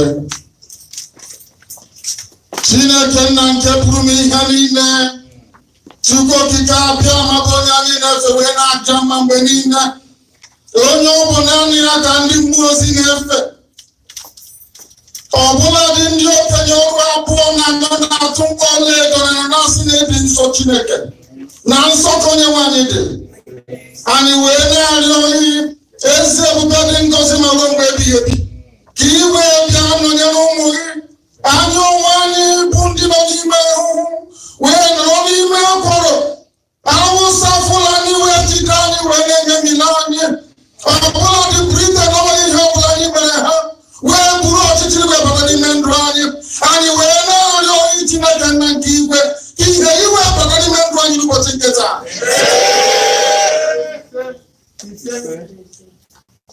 Anyị wee na-ekwubi okwu n'isi ụmụ gị bụ Ipob n'ụwa niile bụ ndị gọziri agọzi, n'ihi na ha bụ ụmụ Chineke nwe ka ha bụ onye nwe m. Ụmụ ọrụ gị ka anyị bụ ka m na-eche gị n'iru na Toronto na Canada na mba ndị ọzọ bụ ebe anyị gbabatara ka anyị wee lee ma ndụ ọ gafere anyị. Onye nwe anyị na Chineke nna ezi ebube dị ngọzi bịa ka iwe pụrụ anyị n'ihu na azụ na anyị n'aka anyị na aka ekpe, ka iwe kpochapụrụ anyị ajọ mmụọ na ajọ mmadụ, ka iwe jide ka ha na nke dị nsọ bụ ndị si na Biafra agaghị adị wee mee ka isi wee gbuo ha. Ha niile na nke ebere bụ ndị si na ụmụ gị anyị aṅụ mmiri maka ọgbọ ike onye nwe m na Chineke nna. Bịa ka iwe mee ka aka nsị ha wee baa ha ọnụ.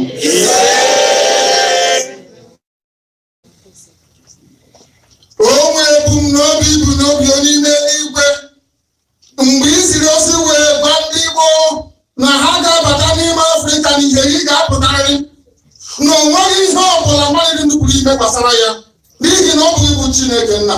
Ọ bụ gị kere ihe ị na-ekere eke mana nweghị onye kere gị. Ọ bụ naanị ịbụ mmalite na ọgwụgwụ isi iyi nke ndụ ma amacha amacha ọka aka ka ịbụ. A na-etu aha na-asị na iwe ebighị ebi. Onye nwe m biko mmadụ dị ndụ ga-anwụ kama n'okwu gị na-anọgide ma ruo mgbe ebighị ebi. Ọ bụ n'okwu nsọ gị Chineke nna nke igwe ka anyị gbakwasịrị ezinụlọ gị Ipob wee na-arịọ gị ịhụnanya gị ma mma gị n'ime ndụ anyị niile n'otu n'otu. Ka iwe chebe anyị ma chebe ezinụlọ anyị, wee chebe ọmụmụ anyị nna nke dị nsọ, wee kwe ka ịhụnanya gị wee si oke n'ebe anyị nọ, wee kwe ka anyị wee banye na nsọ gị bụ Biafra dịka isi wee kwe anyị na nkwa. Ka ihe niile nke onwe gị bụ Chineke nna nke bi n'ime eluigwe kwesịrị n'ime ndụ anyị nna nke dị nsọ ka o wee bịa na mmezu na ndụ na-abụghị n'ọnwụ. Anyị wee na-arịọ gị onye ọ bụ naanị ya na-achị, ka i wee kwe ka ezi mmụọ gị wee baa anyị n'ime n'abalị a, ka anyị wee hụ onwe anyị n'anya, ka anyị wee nwee mmekọrịta dịka kwesịrị isi wee dị n'etiti ụmụnne na ụmụnne, ka ịhụnanya gị wee mụbaa n'ebe anyị nọ, ka i wee chebe anyị, ka i wee jide obodo ekwesị ụzụ ma laa ya n'iyi, n'ihi na Biafra ga-abịarịrị. Onye ọbụla si na Biafra agaghị eguzo na nke dị nsọ. Onye ha agaghị adị eze maka ịrụ ụwa Chineke na nke ebe biko nwere ekpere anyị ga-agwa anyị na anyị n'obi ka anyị bụ ndị iro gwara anyị okirikiri. Biafra agaghị abịa ọbụla anyị na Biafra ga-abịarịrị. Ọ bụghị ihe mmadụ dị ndụ pụrụ ime, ọ bụ site na amara gị na ebere gị onye ime eluigwe. Anyị wee na-ajọ gị na mmadụ na ebere gị kpochapụrụ anyị ajọ mmụọ na ajọ mmadụ. Ihe niile ka anyị ga-eme wepụrụ ihe ga-aga nke ọma. Ege pụtara aha nsọ na nsọpụrụ na ịja mgbe ọrụ obodo imebi.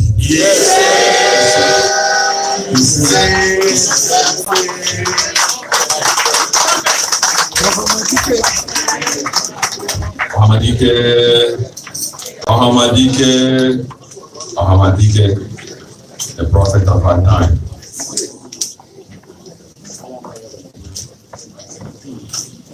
The next item on the program, before we do anything, we giving praises to God, we will sing to the nation of Canada, the national anthem of Canada. Please, you may stand.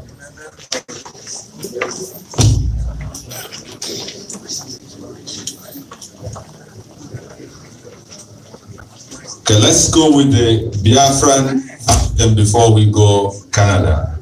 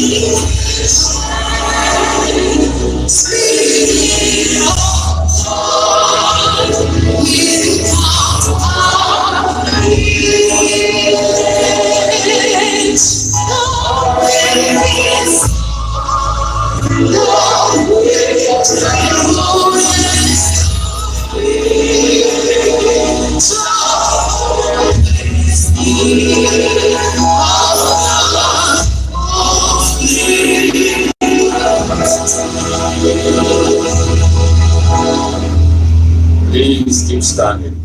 Canadian National Anthem.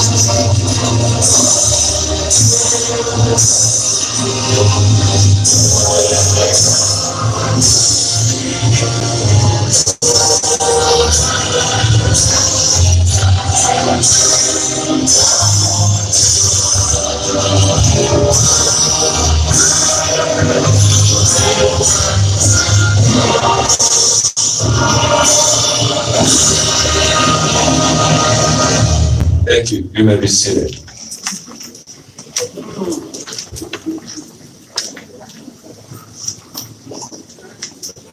DJ, can you just put some Biafra songs as we get ready to move into the next item on the program? Thank you.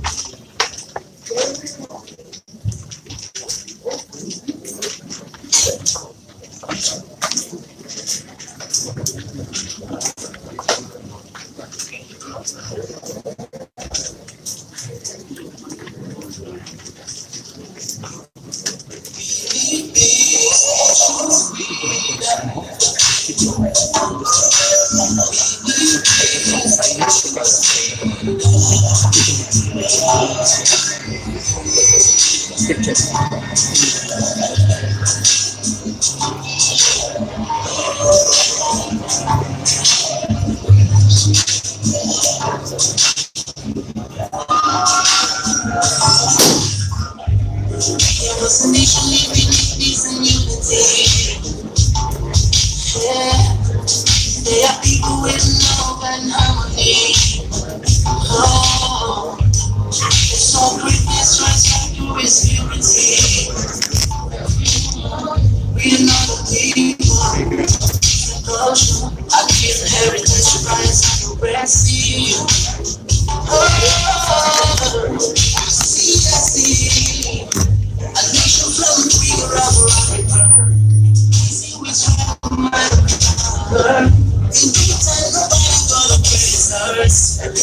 What you see? What you do? There's a Biafra here. It's a play sax. It's a saxophone. He wants to play one or two tracks for you to mellow people down so that we can continue. His name is the sax.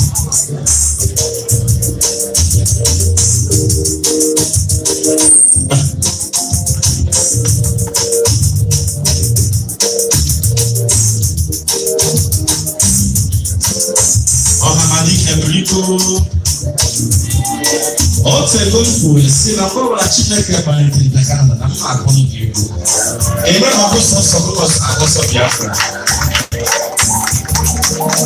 onye mmadụ si ya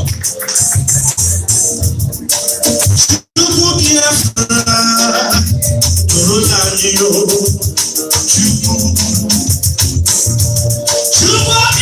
Biafra anyị ogo oge na renu gị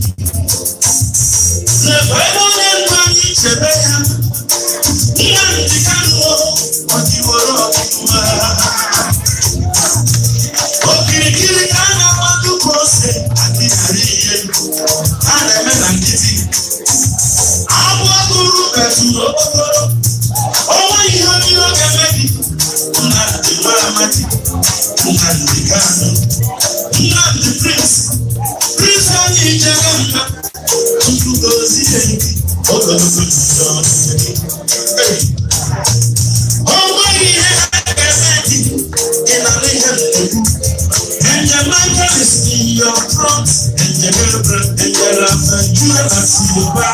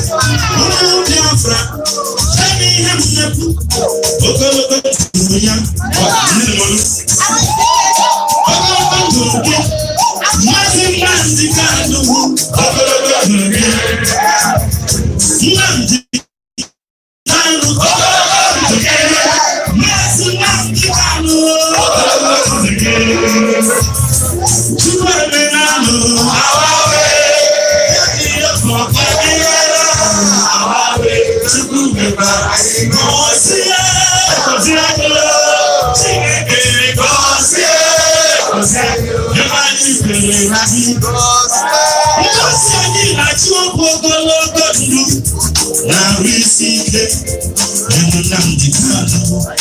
Ina hu Biafra, ina beni meya, ina umugi.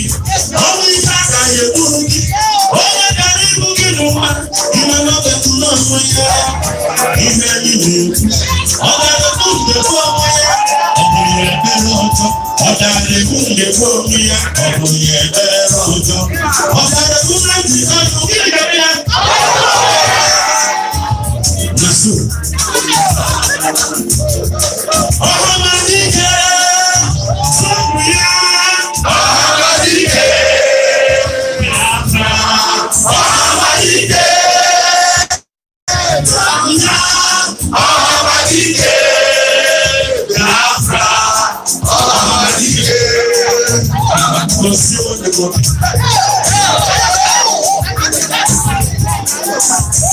Not so.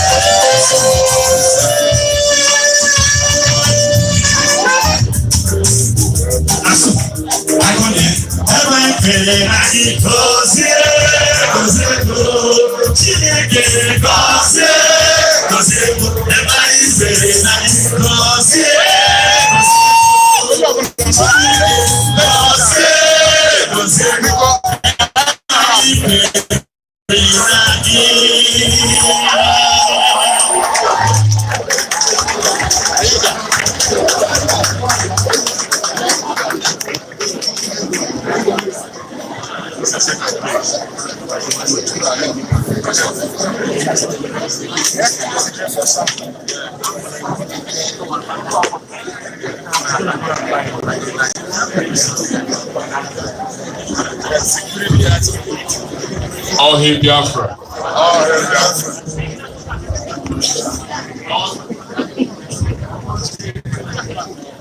All hail Biafra. All hail Biafra. All hail Biafra. All hail Biafra. IPOB. All family. IPOB. All family. Thank you so much, our brother, for that good presentation.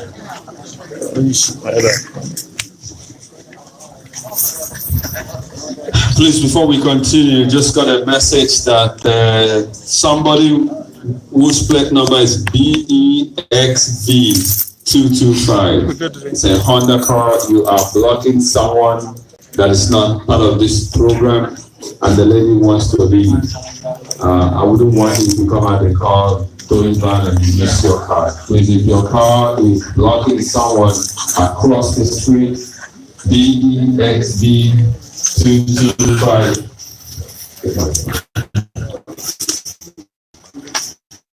BEXV225, please move your car.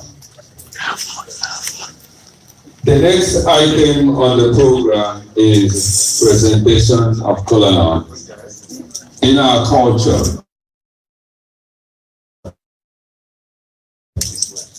when a visitor comes to your place, organization in the city of Toronto wants to present kola to you. And I'm calling on Chief Steve Aparango and Bennett Ukewu to please come and present kola to Hamadike.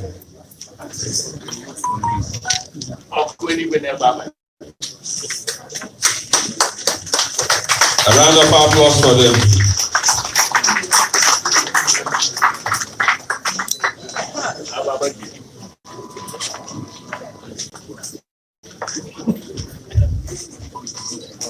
Igbo keleni, Igbo keleni, Igbo kwezoni. Ndeba esakaliko bibarale na kwana na chaliko. Onye bi si no nwuru ti aga eja aga ma na wala ye change step ya. Igbo money. Atadike rula. All the Igbo Union, all the Igbo Union of Canada, Obana Nabado Igbo, Evelino, Mukotempa, the Robolana. Egacha, Megadumene, Enaga.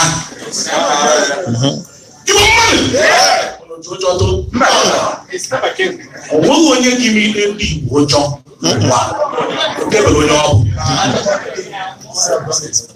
One night you will have them. You will be a man. About a message. How can you almost? I can't be saying people. When you don't know their back, I make a loan. Chief, you walk on my hair. My chin, Nea, China, Nea. Some people union. Neba, because Lahono, I have about Juno, no side represent Juno. Moabunabi, but then Gabonimo, a Boyana Mia, a Lucaron. So, I got Suno. They say, Asabo Aqua Akalimo man. Akamaka, what is it? And look at here. I can't get a break here. People Abu Moberewa, no matter to the Chief, Agama, Chief Amechi.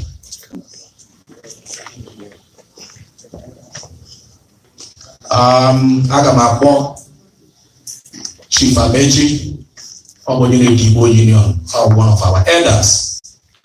Ama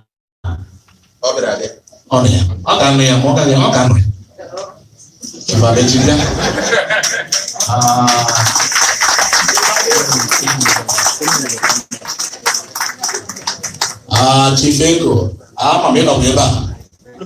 They are leading Chief, anyway, no. Land chichi, but you were doing.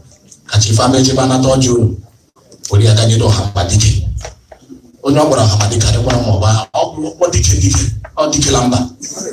What you banana, what you produce? You will not make a Sobia. None of the Otaiji promote culture. La Canada. I was speaking open market demand people. In Hydrata, also one of the major things people union they promote. Me money, Gamma.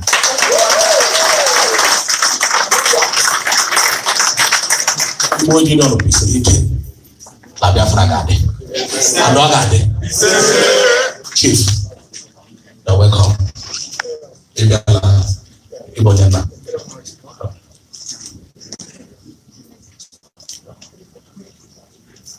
And I see Roger. But then one night you woke up, I'm addicted. Because here, you got my way. And then she teaching of weba.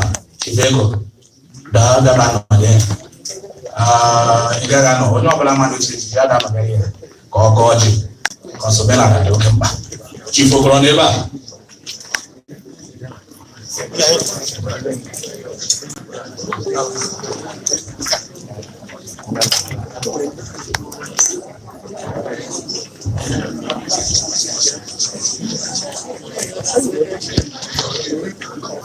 IPOB,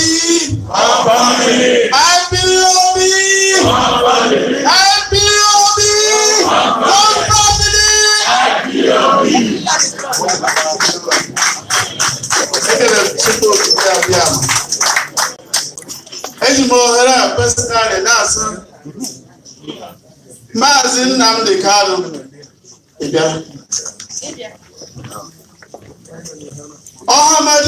Biafra, the chief commander of the armed forces of Biafra.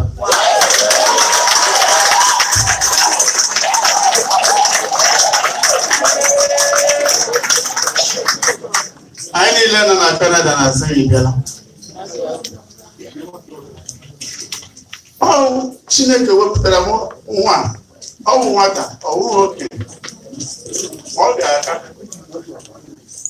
Wepụtara sọ bịa rụọ ọrụ ọ na. Onye ọbụla ma otu anyị si biri n'ala Igbo, kemgbe ọ bịa pụta na-ekwu okwu, o meririala anyị niile anya, ndị na-ahụ ụzọ ahụ ụzọ.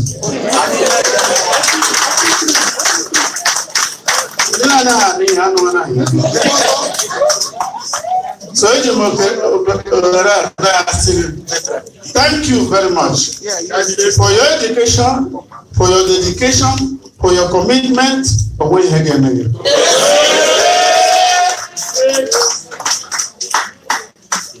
I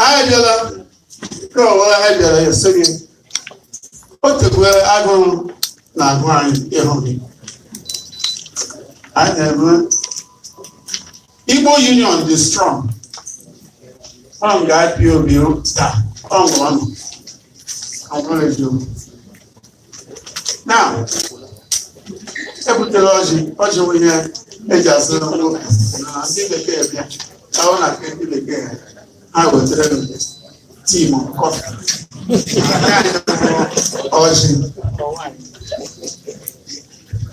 Suppose Kabia and Naga from me anyway. Onye wetara ọjị wetara ndụ. Chineke mere ka anyị taa ọjị onye anyị dị ogologo. Onye anyị amamihe. Onye anyị nghọta. Onye anyị ime ihe n'otu. Kpọkọta obi anyị ọnụ. Weta udo n'ebe anyị nọ. Mee ka anyị mụbaa kwere ihe niile. Were ihe niile Maazị Nnamdi Kanu na-agwa ya tinye n'obi mara na on achievement restoration of the Federal Republic of Biafra.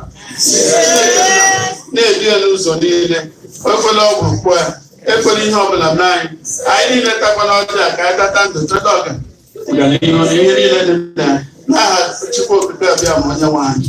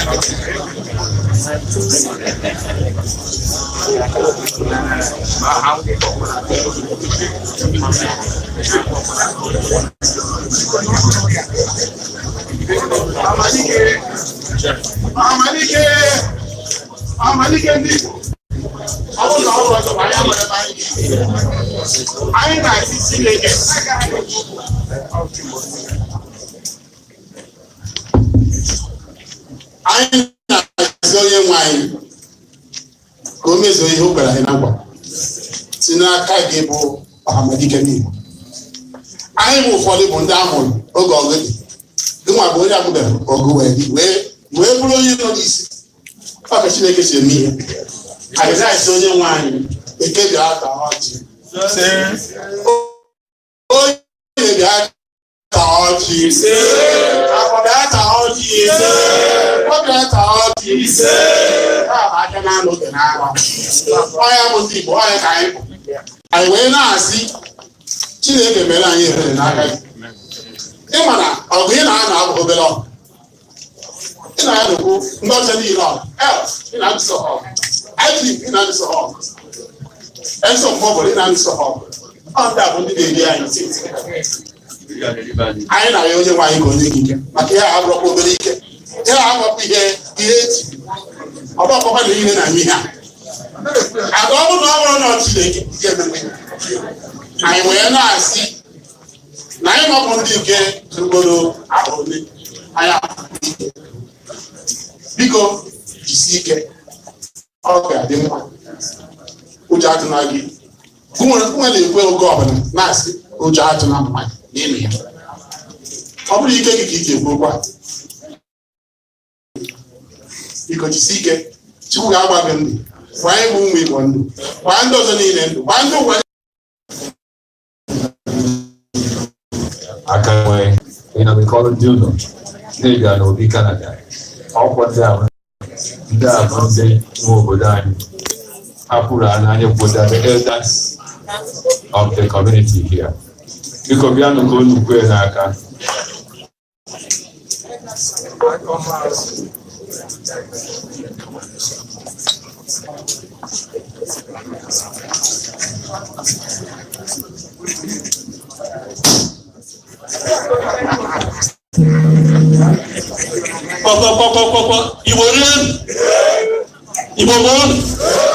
Igbo Igbo person this ratio return on German and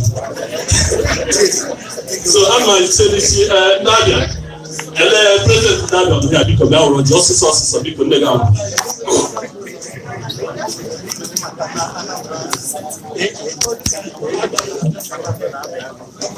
oh yeah here because that was Nadia. Sorry, points of correction. Anambra first. It's okay. Please. Those Anambra said first. Anambra. Oh, Anambra, because that was the Anambra.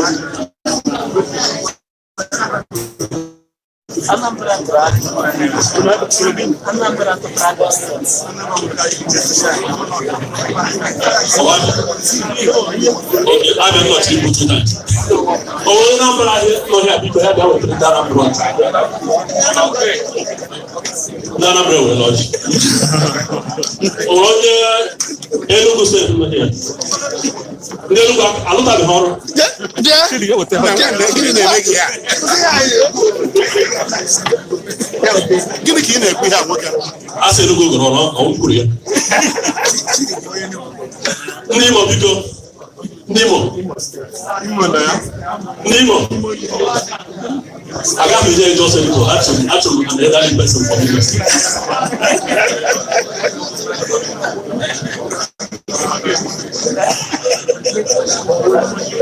Oh, Nebony, stay to me. Nebony. Nebony, no, I don't have a name on here. Boy, no ban. Oh, Nebony. Boy, no here. That's why I'm not here.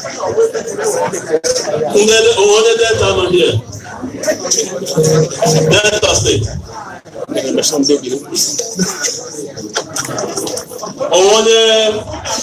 Cross River.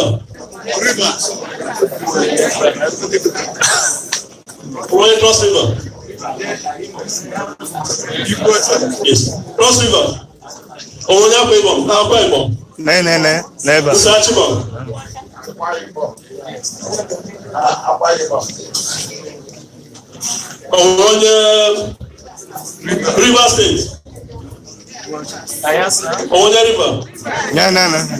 River State. River.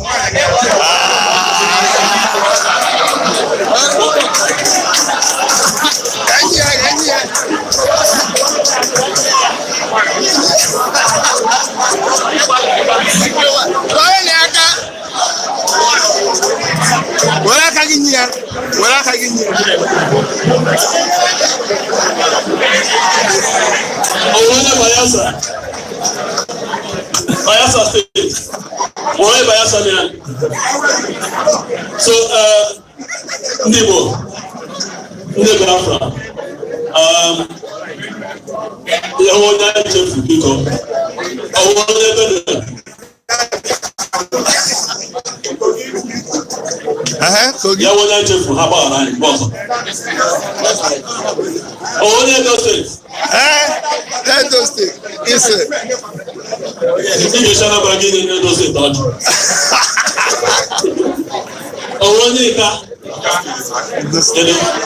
Welcome, my brother.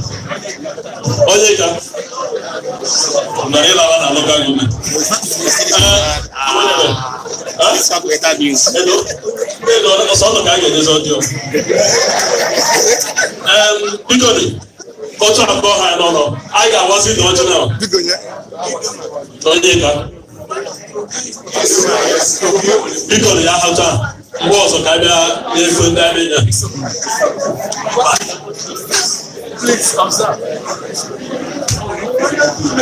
thank you, Mr. Kebo. Can we clap for Igbo Union, please?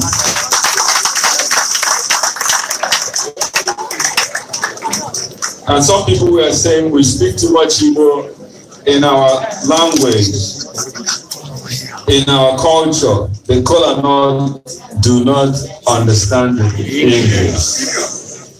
And the person sitting here is a priest. His dad is a custodian of Igbo culture. So we must respect that. If we go to other Biafran communities, we will, submit ourselves to their culture. Ohamadike was saying yesterday when he was speaking to people, he said, in the new Republic of Biafra, there will be completely independent units. The only thing that will be uniting the people is foreign policy and defense. Every other thing will be very, very autonomous. So that's when you will see the ingenuity of the Biafran people. As we continue, we need to speed up because the real essence of Ahmadiyya is coming is so that he can preach the gospel of restoration. Behind there, we have people who can register you if you want to join the movement. We are asking you to join the movement. This movement was created for you, for every one of us. If we come together and demand change in Nigeria, in the zoo, that change will come tomorrow. Regardless of how we look at Ohamadike, there must be people standing behind it. He cannot do it alone. The beauty of democracy and freedom is that the people must demand for their freedom. Freedom will not meet you more. You have to demand for your freedom. And that freedom is what is come to preach to you, to join forces with him, to emancipate our people. Ohamadike, before you start your second missionary journey, you were talking about your first missionary journey to Canada. You came and sowed the seed, and the Lord has happened from then to now. You've come to water the seed that you sowed. And I pray that this time around, it will bear fruit millionfolds and billionfolds. Yes. If you go behind there, you can register and join IPOB. For people who don't understand what IPOB is, it's a movement of free-spirited individuals who no longer see Nigeria as a viable option. If it's left for me, I will not be a member of IPOB. But I have a son. I don't know whether that son will ever go back to the zoo. Because if he goes there, he's going to leave the next morning. Because there's no nation, there's nothing happening. If we that live in diaspora wants to have a place to retire, if you want your name to continue so that Obigefuna, then you have to do something. If, I'm pretty sure Hamadike would have said it, if Nigeria had worked, I'm saying, supposing Nigeria had worked, and we have all the tribes that make up Nigeria, and they love each other, and understand the concept of building a nation. There's trust, there's love, there's unity, there's no pogrom. You will not have IPOB. The reason why you have IPOB and the prophet himself is because he did not work.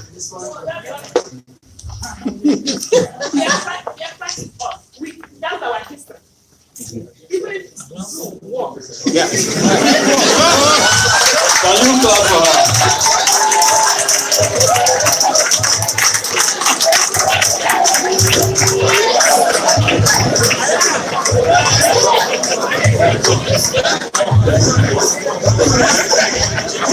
Okay, then I agree with you.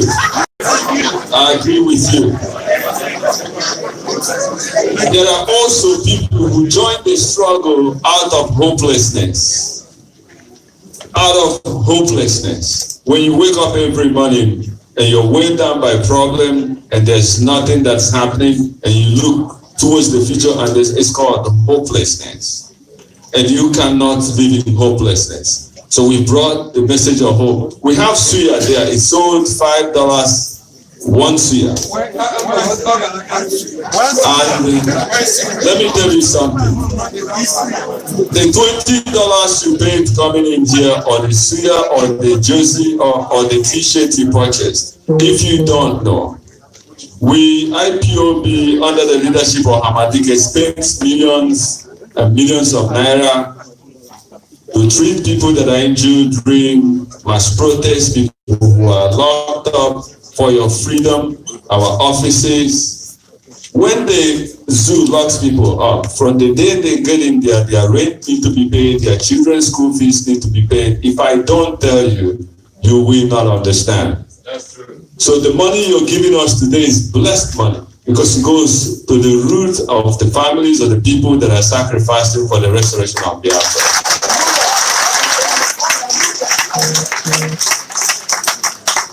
There are veterans here, Hamadike, and before we continue, if the veterans here in this hall can come and welcome Hamadike. I've seen Mazi Simon Okoroji, I've seen Azikiwe. Who else? Please, can you people come to the front? All the veterans, all the Biafran veterans.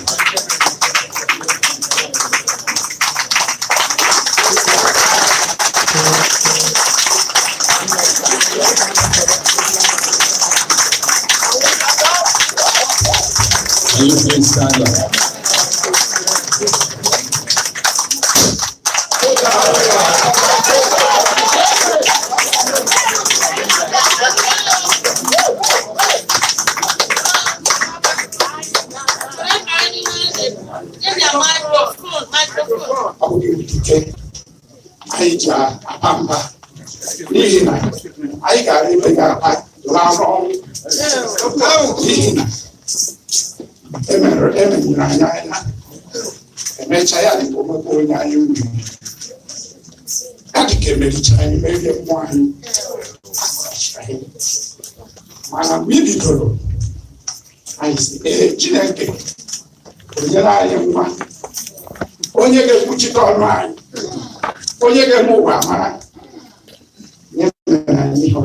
Yes.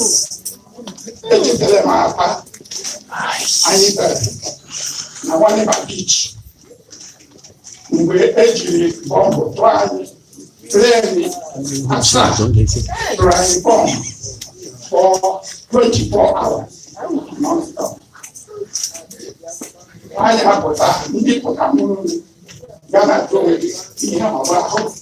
and the one I get where I get Japan, we have the entire process.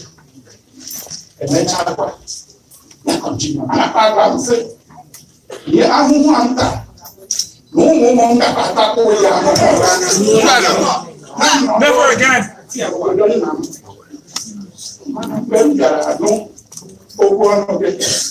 Obviously, I'm saying, I'm buying para. I didn't know. Okay.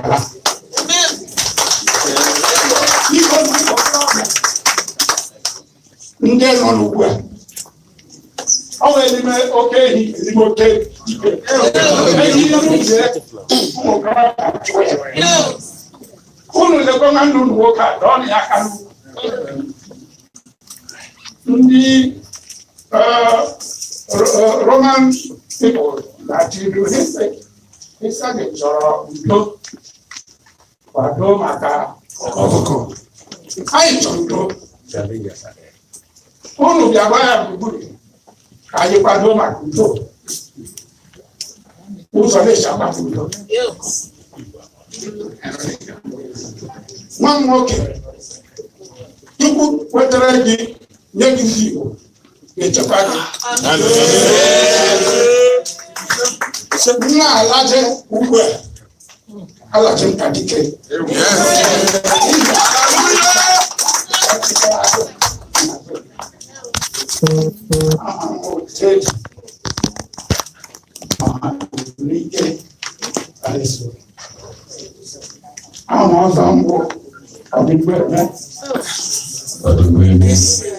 Na Biafra has now 717 BS 717. Yeah, we know.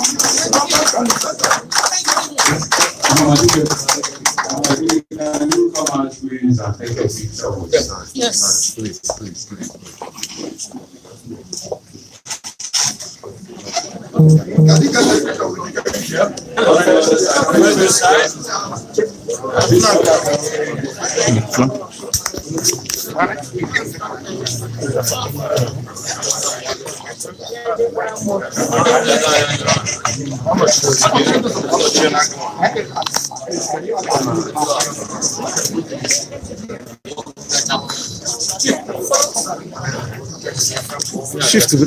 Shift.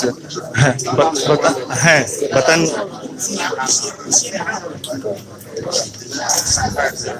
Do we have the pictures now?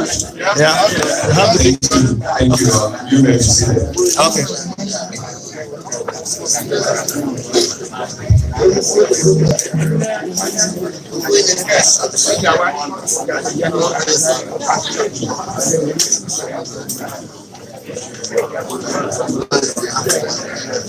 you may be seated.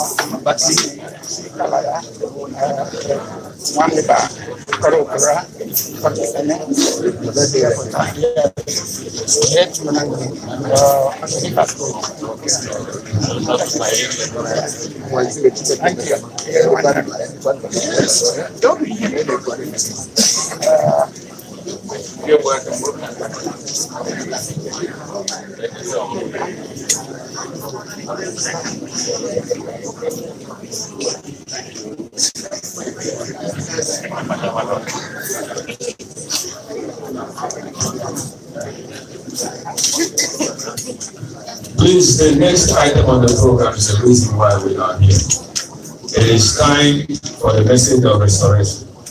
Please, if you have your cell phone on and you're moving, be seated. Be seated. I want everybody to be seated. Ahmadike, it is time for you to speak to our people.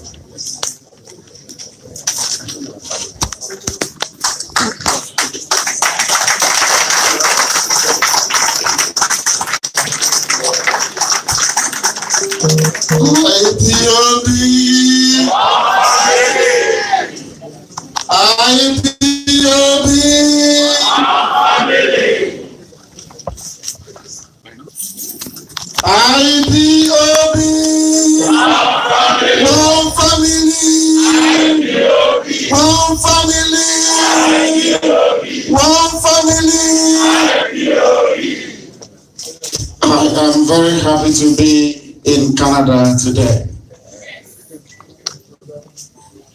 I am not only surprised, pleasantly surprised, mind you,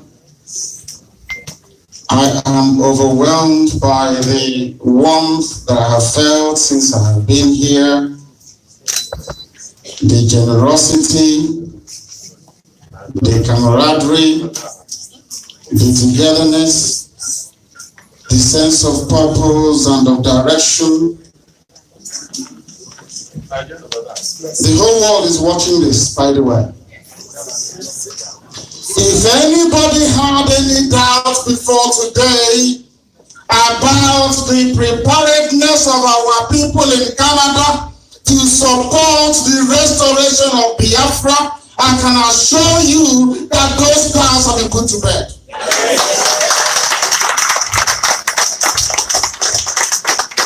We've seen our elders here, our veterans have come, I have seen them, or some of them in Canada. We start with our veterans because without them we wouldn't be here to start with. Without our veterans, our land would have been overrun by the Janjaweed Wahhabi Islamists. What they wanted to do after the war was to kill every male child, yes, and only allow those from 10 years younger to survive. They will be forcibly converted to Islam, and our way of life and our people will be history. As I said yesterday, and as I repeat today, the same thing they did to our people was what they wanted to do to us. But because of our veterans that fought with nothing for 3 years, to the amazement of the whole world, that we may be here today in Canada as people in the land of the living. The sacrifices they made is so unique that we have continued to make those sacrifices to this very day. Therefore, in keeping with the spirit of the moment, I will ask everybody here to stand up. We are going to observe 1 minute silence for those that died, that we may live. All of our soldiers and our heroes that fought very gallantly for Biafra to still exist as a nation today with people in it. The time starts now.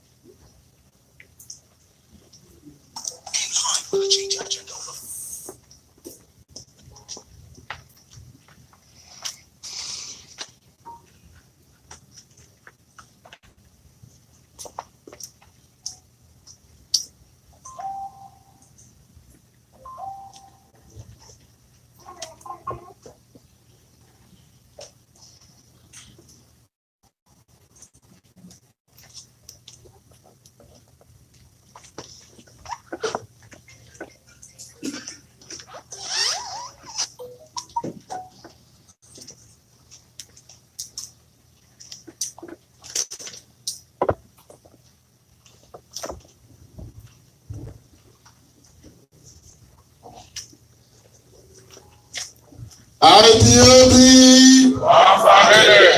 You may be seated, please.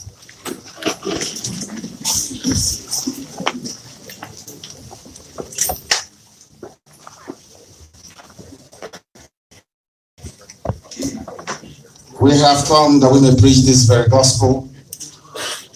And I will start with the veterans, first of all. Before we came, before Chukwuka determined that we should come, because we have not come by our own might nor power, there was nothing like 30th of May, Heroes Remembrance. Is this very great family, this same Ipob that introduced it? And we introduced it for a reason. For you to proceed in life, you must acknowledge the sacrifice of those who went before you. Ipob all over the whole world, we remember our heroes every 30th of May of each year. That the spirit of those that fought and fell in battlefields all across Biafra land may accompany us on this very glorious journey towards our freedom as a people and as a nation. It is very, very unfortunate that most people don't understand the symbolism. But given the turnout here today, I am sure that 30th of May 2020 in Canada will be something exceptional.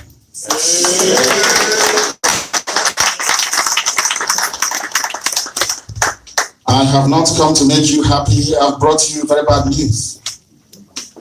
The news from back home is terrible. It is awful. As I speak to you now, we continue to make this sacrifice. We are fighting Fulani people in Anambra. We are fighting them in Delta. We are fighting them in Ebonyi. And very soon we shall also start fighting them in Abia. This is the sort of news you don't read about. These are some of the things that Ipob is doing that I'm sure most of you here are not aware of. Those who go to defend our land are dying and are being killed. There is very little or no support at all. As our coordinator rightly pointed out, every fund we receive goes towards the front line to take care of families whose breadwinners are in prison, those killed, those who are being tortured, those who are being forced to deny who they are, those of them who are fighting for you and I. I know that some of us are removed. We are in Canada. I spoke to somebody earlier today and I asked him, how do you feel being in Canada, not remembering the suffering of those who are at home, dying on a daily basis? Because I made it very clear to him there is a difference between us and white people. As you all know me, I speak the truth. It doesn't matter the audience, it doesn't matter where I am. Always I will tell you the truth. Some of us came to Canada and forgot that we have relatives at home. That some of you came to Canada by the divine grace of Elohim Chukwukika Abiyama. That you may help support IPOB at this time to help liberate our home for all of us to go back to it. That is why you are here, but some of you have forgotten that. You think you came here by your own strength. You think you came here by your own ingenuity. That is not correct. You are here alive at this moment because of what we are doing. And that is why it is your responsibility, each and every one of you, to make sure you are part and parcel of this very noble family of IPOB. In whatever way you can support, we expect it. Because without you, Biafra will not happen. It is not about me, not about the DOS, not about my deputy HMFO, no. It's about your own future. If you will not do Biafra for other people who are suffering back home, do it for your children. Because you have no religion. You have no language that can bind you together. The Jews survived for 2,000 years because they had Judaism. Hebrew was their language. But we have nothing. I challenge anybody to stand up here and speak in the local dialect for 10 minutes without adding an English word, which means that your language will be extinct if you don't go back to where you come from. That is human nature. I also remind you that if we make the same mistake of trying to find home in Canada, because nature abhors vacuum, your homes will be taken over by Fulani people in Biafra land. You know, when I say things, people think it sounds a bit strange. When I tell you things, some of you doubt the authenticity or the validity of that very information. But in time, it begins to happen. Obasanjo called us names. They called us miscreants. What are the names again they used to call us? Miscreants. Biafra, jobless. Where is it again? Terrorists. Huh? Terrorists. But today, Obasanjo believes in what terrorists are saying.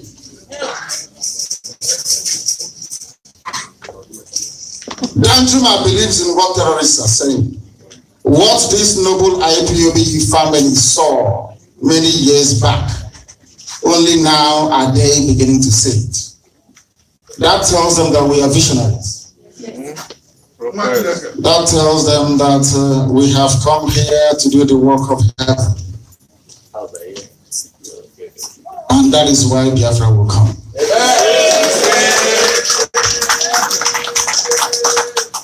Some of you have doubts, but I don't. From day one, when I was arrested, when I was tortured, incarcerated, denied bail after bail in a competent court of law, when they came to kill me, when I went to rallies and they blocked everywhere, I had one thing in my mind. I knew my destination, where I was going to. And that place is Biafra. There is nothing, absolutely nothing anybody can do to this mortal flesh to get me to either abandon or deviate from this very noble cause we have embarked upon. Nothing. Some say sometimes I dress too well. Somebody wrote an article and complained that Nnamdi Kanu now wears designer suits.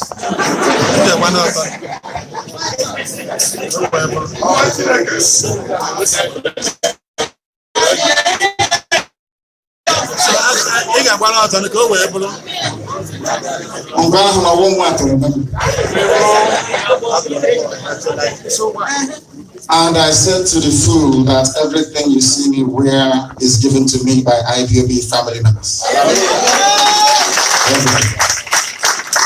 Even as I got to Canada yesterday, what is that brother of ours? Is he here at all? Where is he? He's there. He gave me 5 pair of suits. And I have very important meetings to attend in the USA. And I shall be wearing them.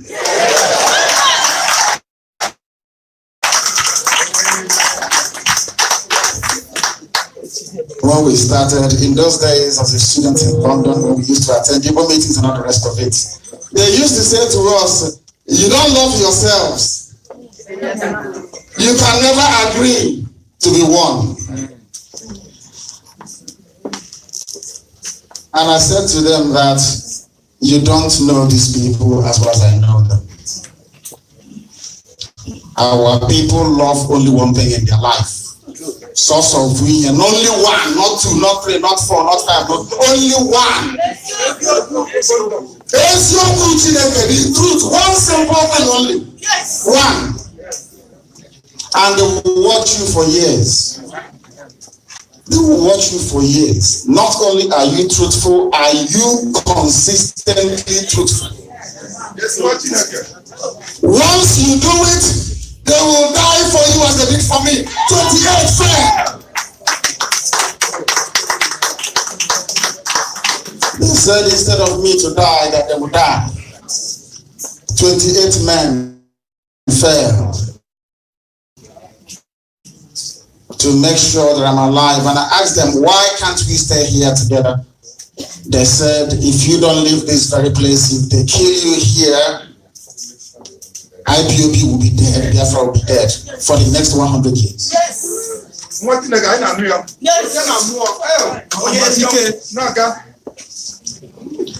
I made them a promise and I said, because you have sacrificed your lives for Biafra, we will immortalize your existence with Biafra.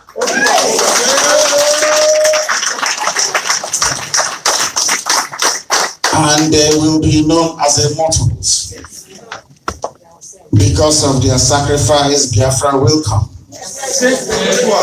And there is nothing any idiot can do about it. Britain, I'm a British citizen, a British passport holder, I prefer to say. But I'm telling you here now with every ounce of confidence that Britain cannot even stop Biafra. That's right. Nobody can.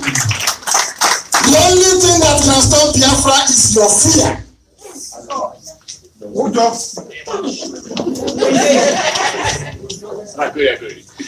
And I said that I will go to the zoo. And when I do so, the next time the zoo will fall. I will go to the zoo, and when I do so, the zoo will fall. Everything I have said I will do, I do it. I have done everything. They said he cannot come home to preach this gospel, and I went home and I preached it. They said when he leaves prison, he cannot rally. Binta Nyako said I should stay in my house and not see anybody. And I told them I will break every condition you have given to me because I have a duty to serve my people.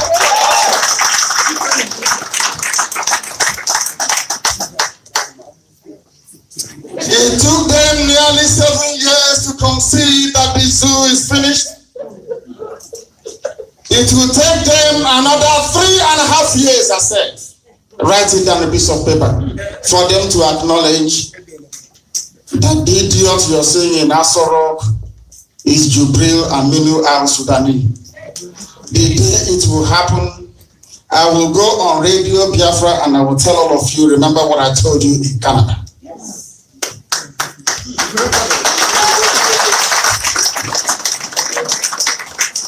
We see things that people don't normally see. The day Buhari died, I knew. I was in court.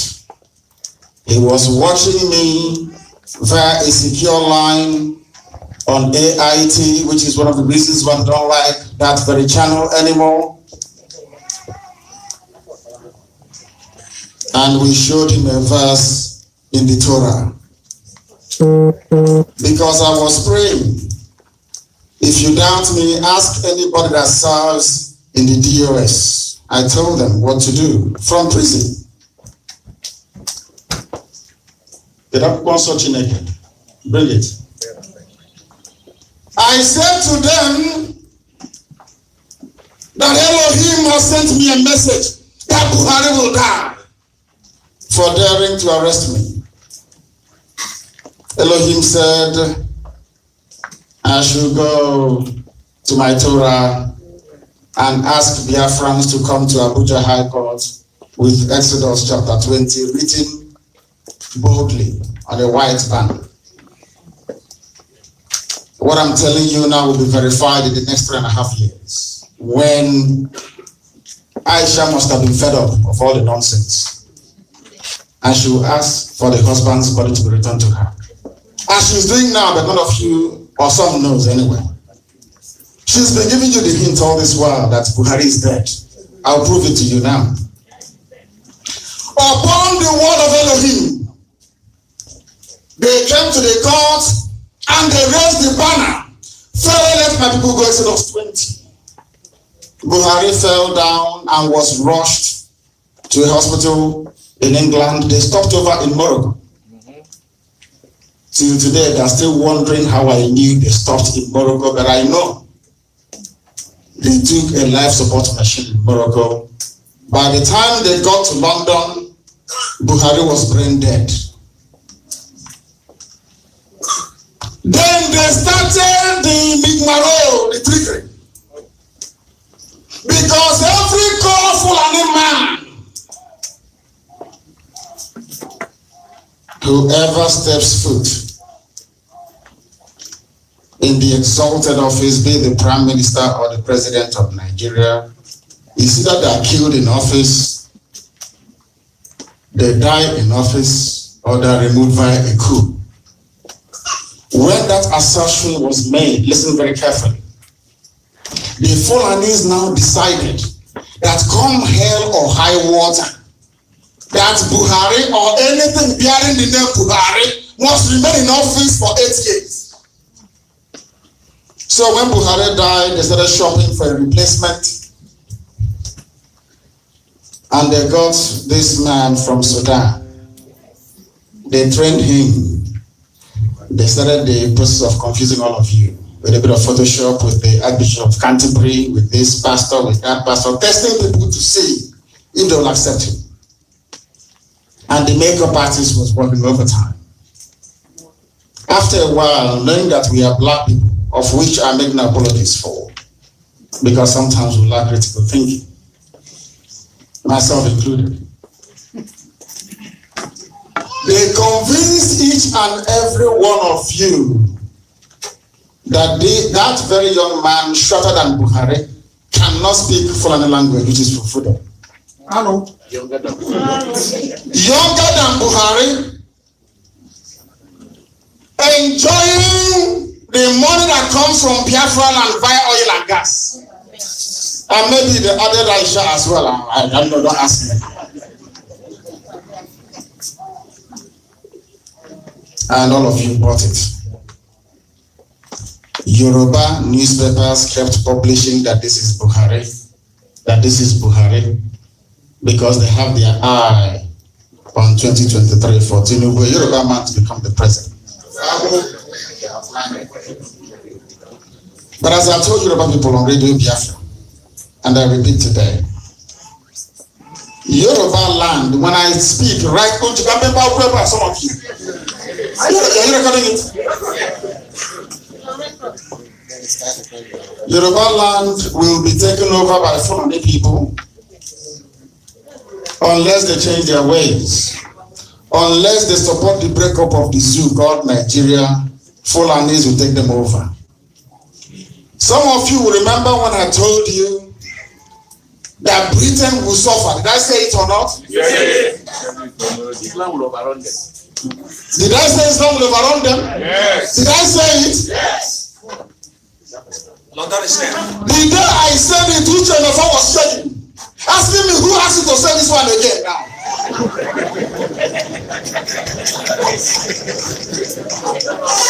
I said to him, "No one leaves him is evident."